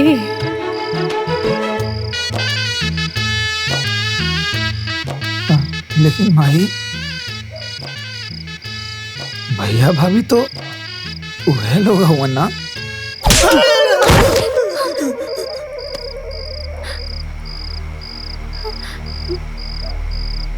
अरे भोला दास, अब तो होशियारी दिखाओ। वो कुल हमरा संपत्ति के पीछे पड़ल बड़े, तोनी के घर से निकाले के चक्कर में लगल बड़े। और तू बड़ा के दिन रात भैया भौजी के लोग रट लगवले बड़ा। कहनी ना कि एको फूटी कौड़ी ना देवे के बात ना देवे के बा। हाँ माँ जी, ना दे हम ए जी बोली ना दे हम। हाँ माई ना दे अब, लेकिन हम ये सब करेंगे कैसे? तोरा के कुछ करे के जरूरत नहीं के बेटा, हम बानी ना के लोग के इलाज करे खातिर।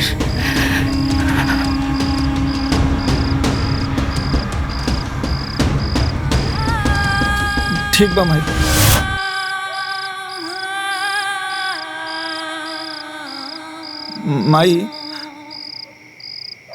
माई अम्मा जी, लागता अम्मा जी चल गई नी। ए जी ज्यादा चोट तो ना लागल?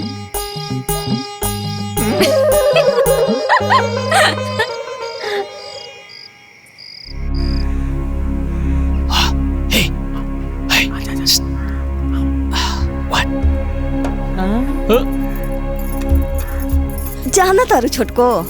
हाँ दीदी। तोहरा के देख के ना हमने के बड़ा दुख होला हो। हाँ अप्रेन के दुख होला ना। बिया होते माँ जी के साथ छोड़ गए, हमनियों के तोरा से कितना दूरी रही ना सन। जाए दीदी ये सब केकरा हाथ में बा। एगो बात पूछी छोटको?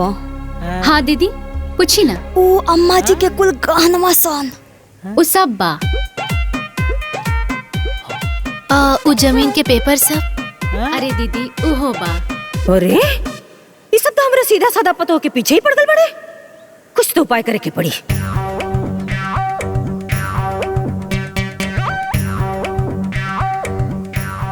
ए बहन, उ सोने का टिक्का और मोतियों के माला?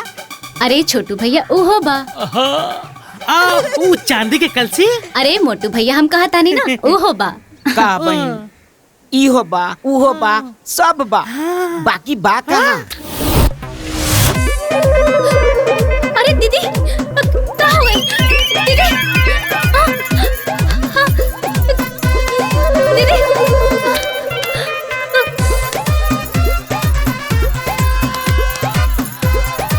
हाँ अरे करंट। हाँ करंट हाँ पापा कहा ले एकदम करंट लागेला, डंडा से मारला से ठीक हो जाला। डंडा डंडा हाँ डंडा हाँ हाँ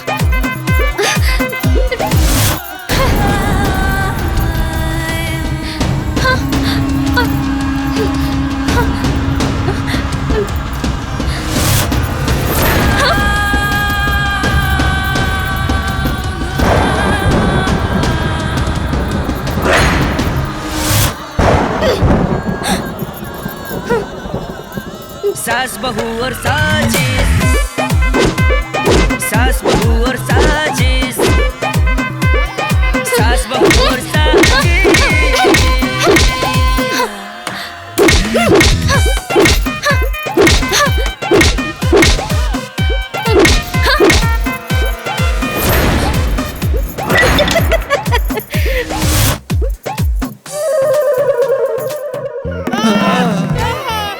अरे माई जान गए रे माई। अरे कुल दहिया का नसीहत तोड़ डाले बारे माई। अरे गतर दुखा तारे दादा। अरे दीदी ये सब हम जानबूझ के ना कहनी हा, हमरा के माफ कर दी रहुआ लोग। हम तो बिजली के तार पर मारत रहनी हा। ज्यादा मक्खन पॉलिश लगाउला के कोनो जरूरत नहीं के। गलती से एक बार डंडा लगेला, बार बार ना लगेला। दीदी हम सच कहतानी, कसम खा के कहतानी, हम जानबूझ के ये सब ना कहनी हा। अरे तो आप का करी आइल हुआ? अरे जो यहाँ से और तुड़बू का भाग यहाँ से। अरे पूरा दहिया झरझराता। अरे कुल दहिया के खुनवा खिंचा गइल हो दादा। अरे पूरा दहिया जैसे हवा हवाई हो गइल। भाग यहाँ से। आप का खड़ी बारे? अरे बंद करी पहले फिर आ जाए। हाँ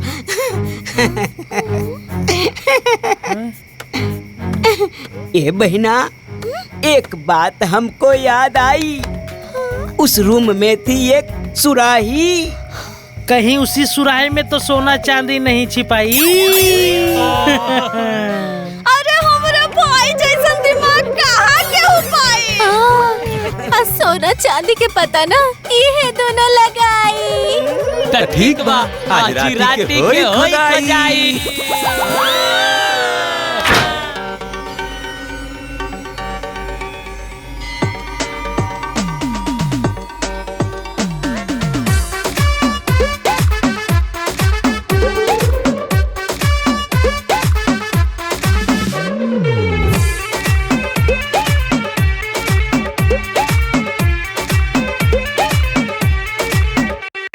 दोनों बहुरानी खूबे सयानी करे लगली मस्तानी। रंग ढंग जी देख बहू के सास भेली हली ठानी। दोनों बहुरानी खूबे सयानी करे लगली मस्तानी। रंग ढंग जी देख बहू के सास भेली हली ठानी। सास बहू के बीच में देखो नया नया झमेला होता। अरे खेला होता खेला होता खेला होता। अरे खेला होता खेला होता खेला होता। खेला होता खेला होता बड़का खेला। खेला होता खेला होता बड़का खेला।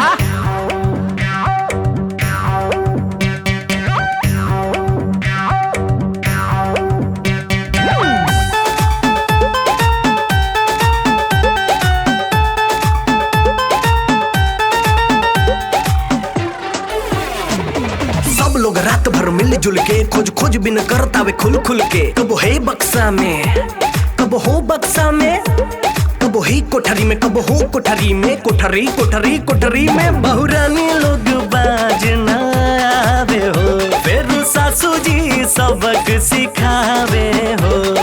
केहू नहार माने दादा खेल बड़ाल बेला होता। अरे खेला होता खेला होता खेला होता। अरे खेला होता खेला होता खेला होता। खेला होता खेला होता बड़का खेला। खेला होता खेला होता बड़का खेला।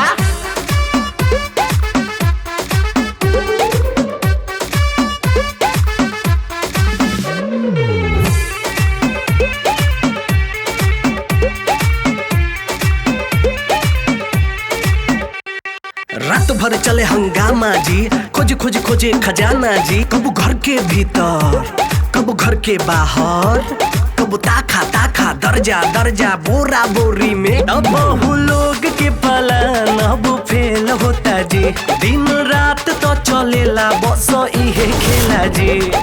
केहू बेचता केहू बनाइस सबके खेला रेला होता।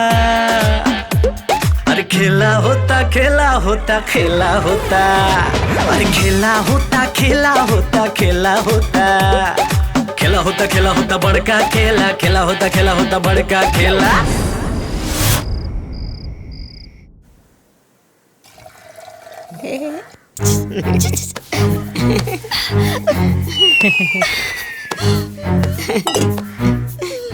ओ बहना, सुन मेरा कहना। हाँ भैया। चाहे एक होके, चाहे दो होके, चाहे होके तीन। जैसे ये लोग हमार बहन वैसे तू हमारे को बहन। अरे यह कोनो कहे वाली बात है। आ हमनी के तो हाथ जेठानी ना बड़ बहन है सो। हाँ ये छोटको, अरे पूरा घर के मालकिन तो तू ही हो ना। ना दीदी, रवा लोग के रहते हुए एक घर के मालकिन हम कैसे हो सकेले? देखो इतना समझौले के बाद भी ई बकलोल एकरा के मालकिन कहतिया। पिटी का चाहती ये तो हमारा असली पता हो गया। हाँ दीदी, यो ठीक है कहलू। अब बतावा बतावा, उ माता जी के कुल खजाना कहाँ रख लू? अच्छा उ खजाना उ ता रवा देवर जी। हाँ अरे ये लोग कहाँ चल गए? बतावा बतावा, अब की तरह के बताइबू। कहाँ चल गए लोग?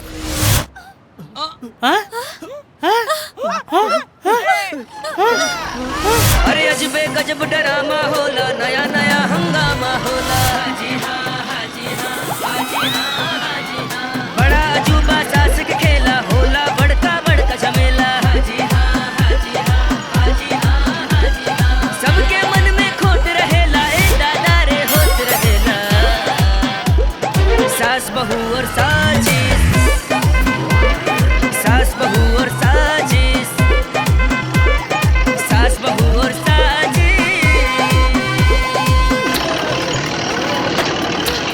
रुक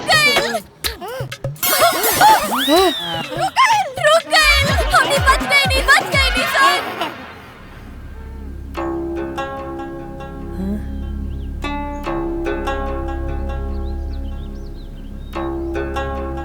सुना? धोनी के घर के पीछे 3 लग्गी दूर, 10 कदम दक्षिण, 3 कदम पूरब, जौन भी जगह बाना ओकरा 3 फीट नीचे एगो कलसी दबल बा। अब अरे चला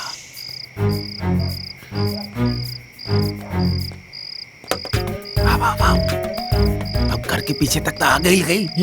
अब ऐसे 3 लगी आगे। हाँ आगे बढ़ो। एहर हाँ हाँ चलो बस 1 2 हाँ 3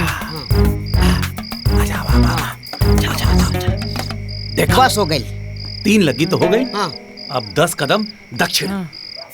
आवा 1 2 3 4 5 6 7 8 9 10 कदम। रुका 3 डेंग पूरब। हाँ 1 2 3 आवा यार। साराम तोहर कदम चले टोई टोई करके यार आवा हटा। अच्छा ना 1 2 3 3 आवा। हाँ यही बीचे में खोदा। केहू से ना केहू बा काम, बड़ा बड़ा प्लानिंग हरदम। हाजी हाँ, हाजी हाँ, हाजी हाँ। सभे चलावेला होशियारी, ना जाने कहो मर्दवा पंडित झुझुटे ने ना कहला। हाँ इतना खोदल गई लेकिन अभी ले कुछ नहीं मिलल। हे भैया हो सका था कि पहले जमीन खलार रहा हो और फिर से माटी भरा गई। इतना जमीन और खोदे के पड़ी ना। हाँ हाँ चल खोदा शुरू करा।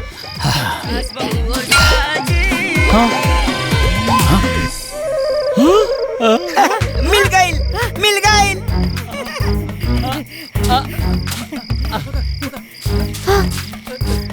लाओ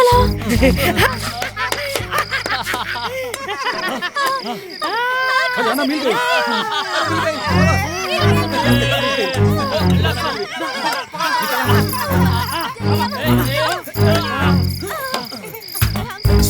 ए सर जी कलसी लावा हेने लावा। ए काहे तू कल से लेबे? कल से मारे तो अरे मर्दवा बड़ा हम गलती हमार होई। ए बड़ा है ता मार कुदार लगे, पहले मार कुदार लगी बा।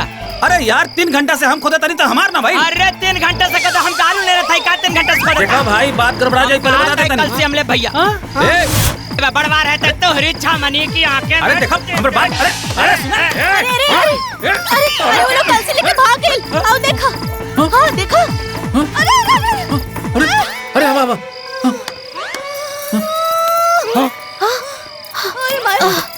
गई नहीं। चल हाय देखा। अरे जाई थी। ए भाई ये तेरी दीवारी देख। हम कमरा में देखता नहीं। चल हाय चल। ए दीदी अरे हमारे छोटू मोटू ऐसे न करी है। सही बात अरे रे वो लोग ऐसे ना कर सकेला। वो है ना वो ऐसे ना करी है सन। ये अलसी कल से कुछ गइल कहाँ?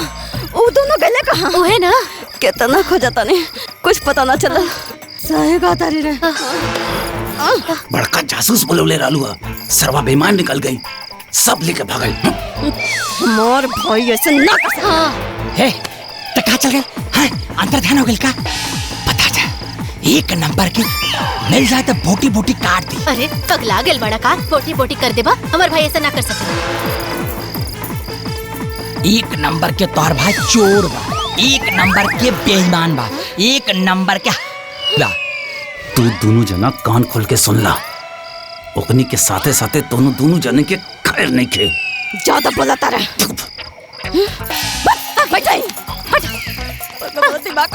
सरवा सब चल गई हाथे से।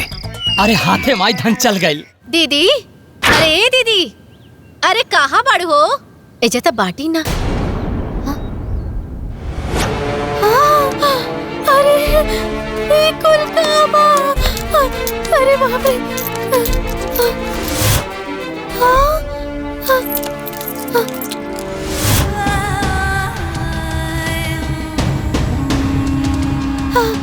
दीदी, अरे दीदी, दीदी हो।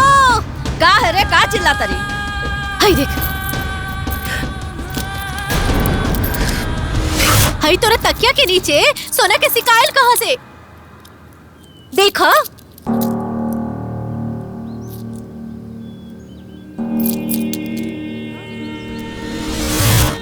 अब मजा आई दोनों स्वार्थी बहन के। देखो,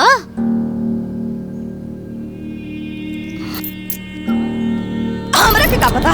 अच्छा, तोरा तकिया के नीचे सोना चांदी के सिक्का और तोरा पता नहीं खे। हमके तो लगा था दोनों भाईवन साथे मिलके तू बेईमानी करत हई। अरे तोर दिमाग खराब हो गइल बरे। अरे हमार दिमाग तो खराब पड़ले बा, तोर तो नियत खराब हो गइल बा। अरे हमरे नहीं पता रहे कि हमर सब बहिन संपत्ति के लालच में इतना गिर जाई। अरे खुद तक गिरिए गेली, दोनों भाईवों के गिरा देली। अरे तू चोटी नंबर 1, लालची नंबर 1, अरे तू कमीनी नंबर 1। अरे तो पगला गइल बरे। अरे बाप, एक तो चोरी ऊपर से सीना चोरी। ले, समझ में आई? हाँ, और चाटा दी। रुक, तोरा के हम बतावता नहीं। हम पगला बरे। हम तू चोरी करबो, चोरी करबो तू बड़े। चोरी करबो त लड़के करे। तू चोरनी बाड़ू, तू चोरनी बाड़ू। आधी छोड़ पूरी को धावे, आधी मिले न पूरी पावे।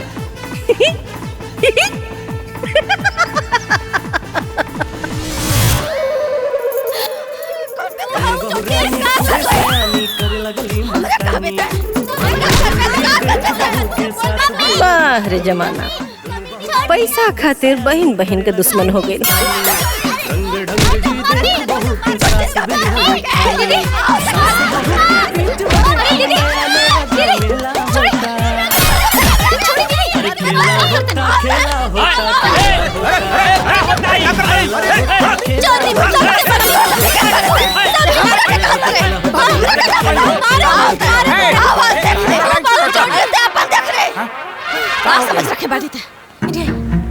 माँ जी के पूरा गहना दीदी बेईमानी कर लेला। सोना चांदी सब उनका कमरा में देख ले आई। इधर को तरह के माँ जी के सारा सोना के सिक्का सब कुछ हम चोरा देख, कितनी निर्लज्ज बानी सा। ओ भाई भी हमरा पतो से छुपाव तरी सा। अरे तू दोनों इतना बड़ बेईमान हो गए ले सर रे। उल्टा चोर कोतवाले डांटे। सास बहू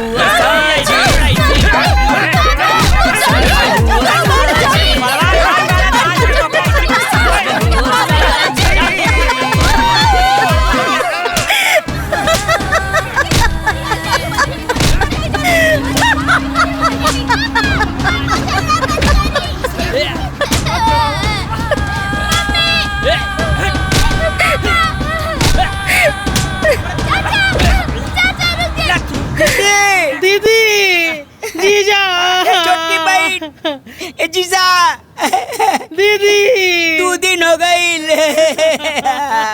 अरे कोई बाहर निकाला हमके। अरे सुना था क्यों? मोटका छोटका कितना चिल्लाता रहा सरे? कितना चिल्लाला? बाकी तोहनी का आवाज बाहर जाए वाला नहीं खे। क्या बा? क्यों ना सुनी तोहनी का आवाज?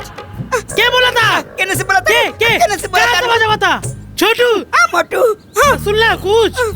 क्या कर आवाज आवा था?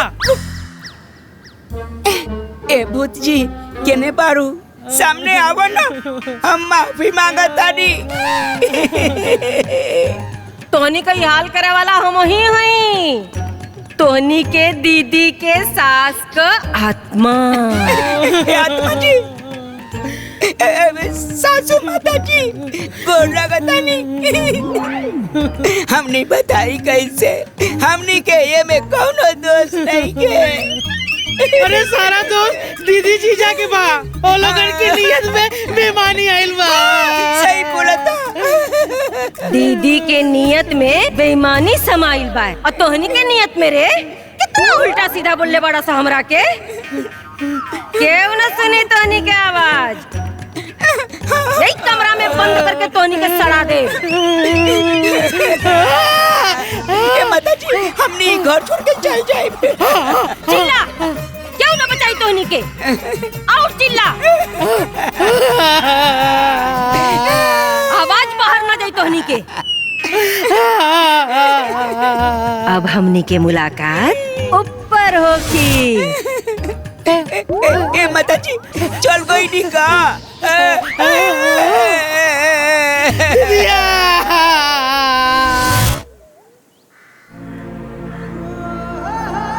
सुमन, सुमन। हाँ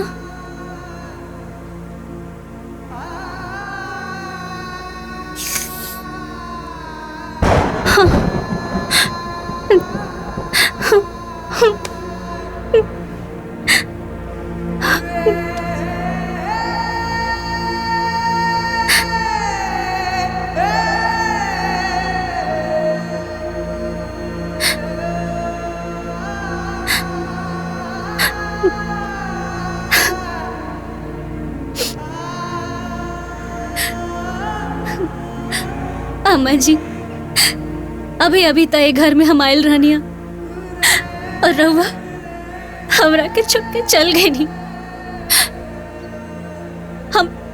हमरा और बहू होके के फर्ज भी ना निभा पाऊनी। फर्ज भी ना निभा पाऊनी। सुमन, हमरा तो लागत है कि माई बस हमनी के बियाह खातिर रुकल रही। बियाह भइल। ए पगला, रोते रहबे का रे? अरे तोर और तोर बड़की माई के साथ इतने दिन तक भगवान के किताब में लिखल रहल हरे। मत रो, चुप हो जा। मन छोट मत कर, अधीर मत होखा। कल 10 गाटर है, कुल टहने लोग के करे के है। अब मन मजबूत कर और करे के तैयारी कर।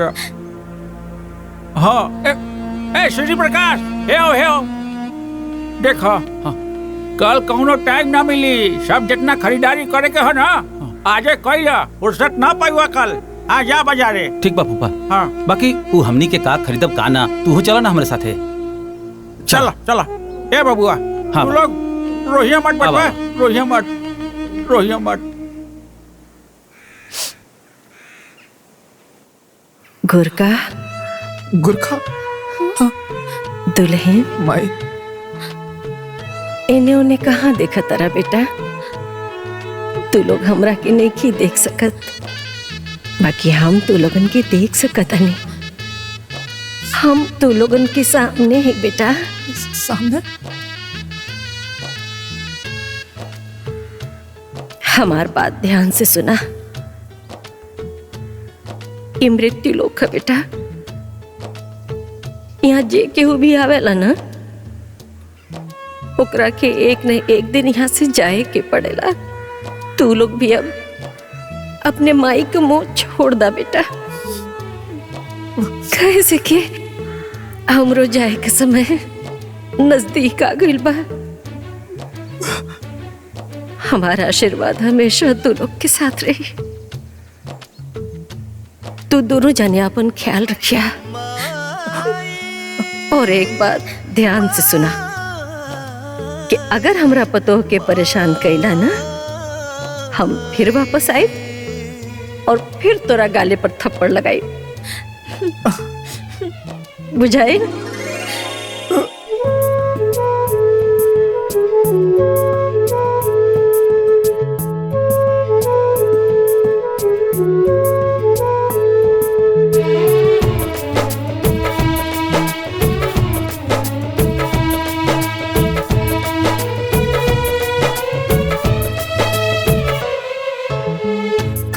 कैसन रीत कैसन रचना छूटे आपन टूटे कल्पना माया मोह सगे संबंधी माया मोह सगे संबंधी सब हो जाला रे बेगाना खेल खत्म हो जाए जहिया है जाना रे जाना खेल खत्म हो जाए जहिया है जाना रे जाना।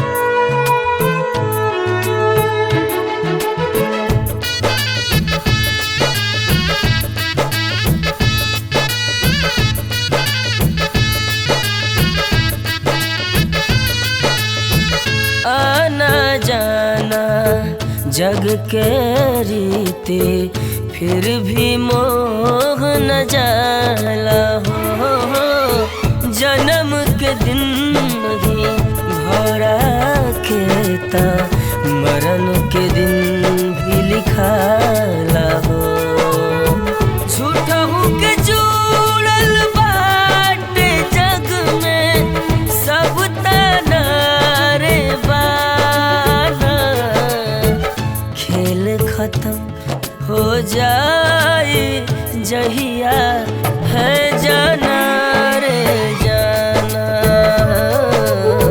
खेल खत्म हो जाए जहिया है जाना रे जाना।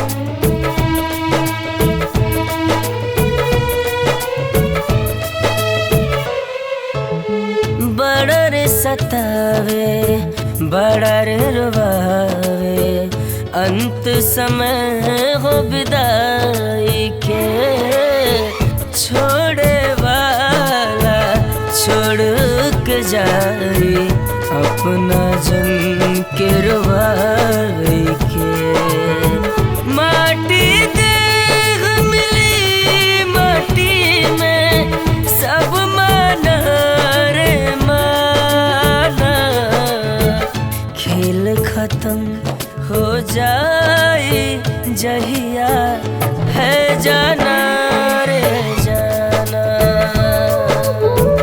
खेल खत्म हो जाए जहिया है जाना रे जाना।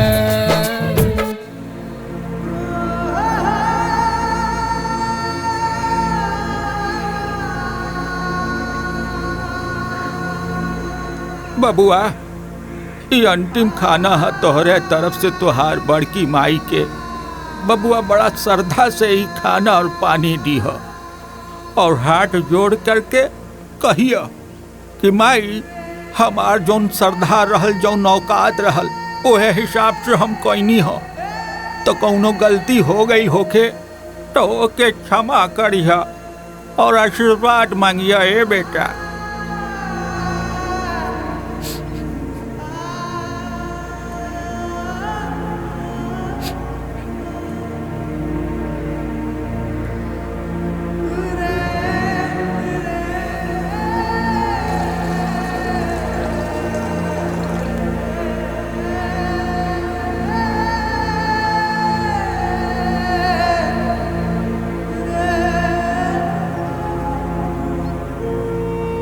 हे माई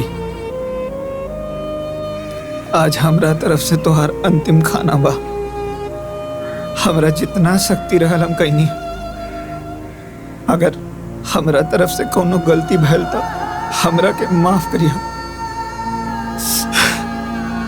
और तू जहां कहीं भी बाड़ू हमरा ऊपर अपन आशीर्वाद बनाए रखिया।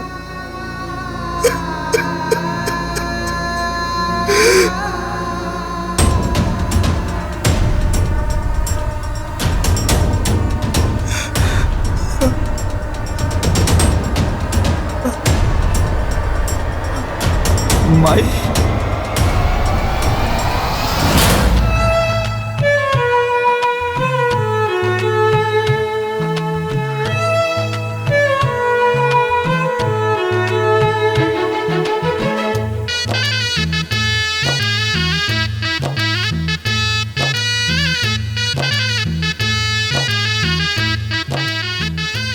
वो जादू करनी हिया, जादू टोना से के आइल बिया, सारा खेला उहे खेलतिया।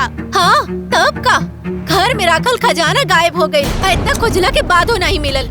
हमरे करण अर्जुन के ई हाल हो गए। हाँ हमने के साथे जौन भइल वो भुला गए नी का। अरे ई झमेला के जड़ हुए दोनों हवे। सरवा हमनी के प्रॉपर्टी खातिर हमनी के कुत्ता बना देले बाड़ा सन। हमनी के हमनी दुनिया दिखावनी जा, आज हमनी के आंख दिखावता। अरे अब कुल बीत गइल ना, अब ऐसे कुछ करा चलो। करे के काबा वो दोनों के जीवन लीला समाप्त करे के बा। टुकड़ा टुकड़ा काट के एहिजा घर में दफन कर दे, केहू के भनक तक न लागी। देखो जो आराम से देख देख देख देख क्या देख।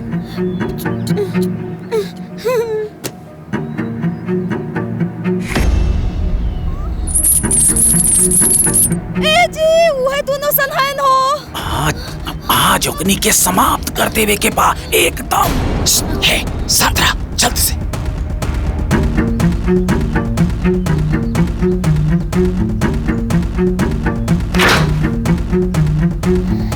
हिला रस्सी। जैसे वो छोटकी अंदर आई फटाक से रस्सी गाले में डाल के दोनों हाथ से कस के झूल जाए के बा, जब तक कि प्राण ना निकल जाए। ठीक बा।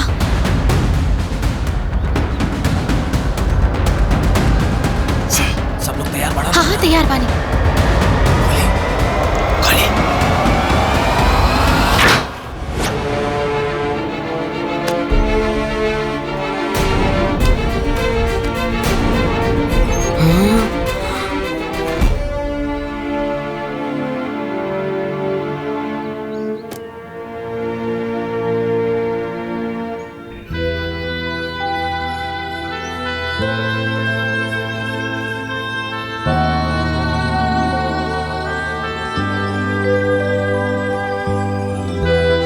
भैया और दीदी ये सब आप सब के हैं।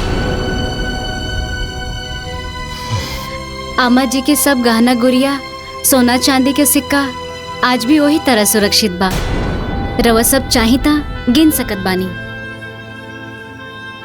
ये सब माई के जमीन के कागज बा।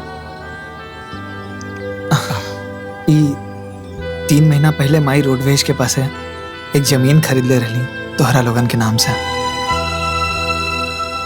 शायद ये बात तोहरा लोगन की जानकारी में नहीं है। ई उहे कागज बा।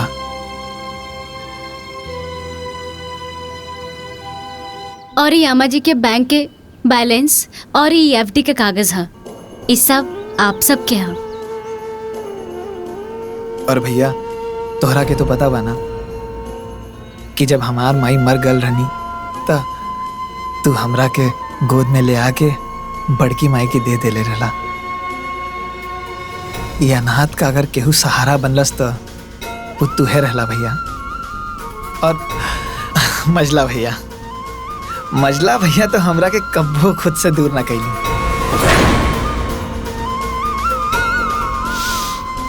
हमका आजऊ याद है भैया कि वो पुरनकी साइकिलिया पे 2 लोगन के बैठे की जगह रहल तो मजला भैया का कैलन हमके उठा के अपना कंधा पे बैठा लेलन। और भाभी लोग तो हमरा के कब्बो अपन चचेरा देवर ना समझनी।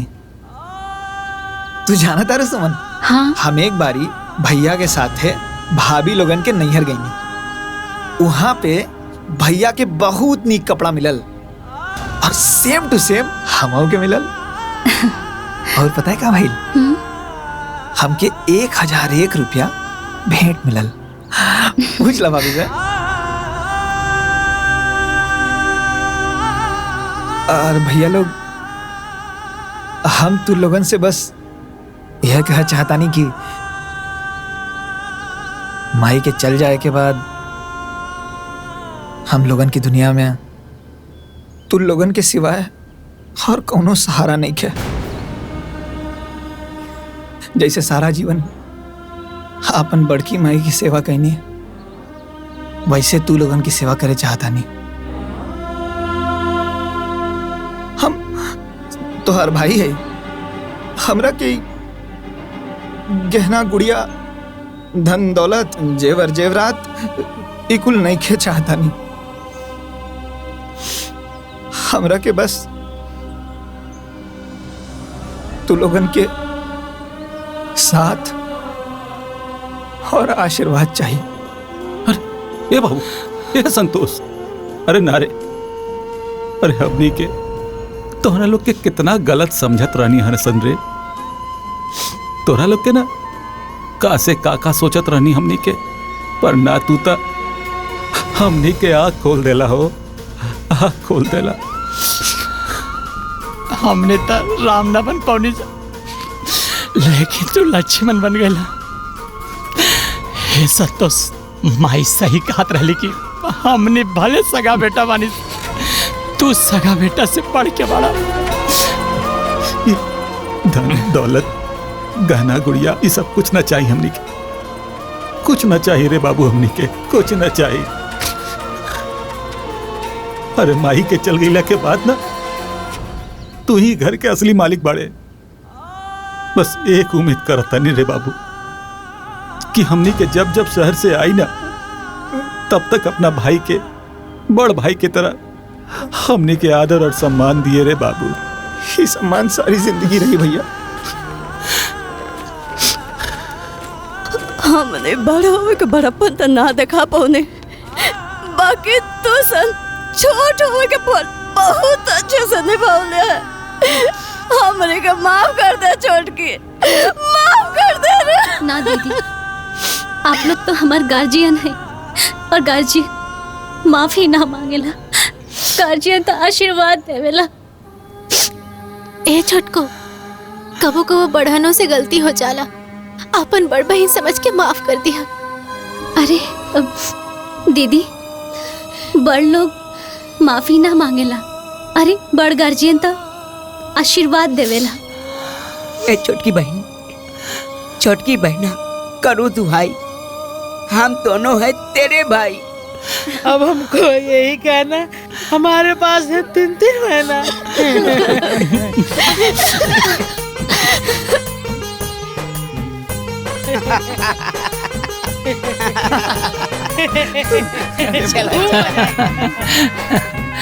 तब भैया अब कब आई लोग? अरे जब बुलाइबा लोग तब आ जाई। सही बात बा देवर जी, तोहनी सब बोलेबा तबे नु आए। अरे दीदी, एमे बुलावे के का बात बा, रवा लोग इनके आपन घर है, जब मन तब चलाई।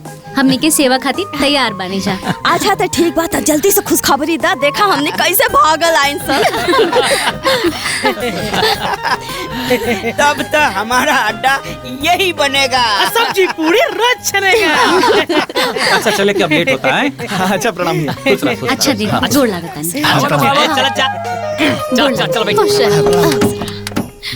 खुश रही, खुश रही, अपन ख्याल रखिया। अरे हवा लोग लेट होता। चल चल,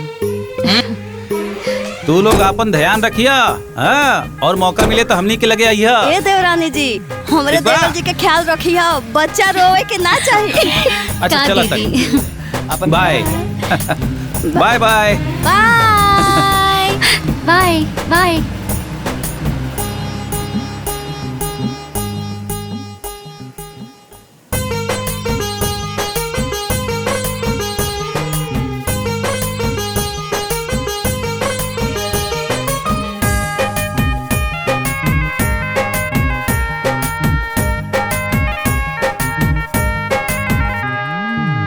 जुड़ा जुड़ा पिया रे सिनुर टिकुलिया, रौरा चरण में चढ़ाई। जुड़ा जुड़ा पिया रे सिनुर टिकुलिया, रौरा चरण में चढ़ाई।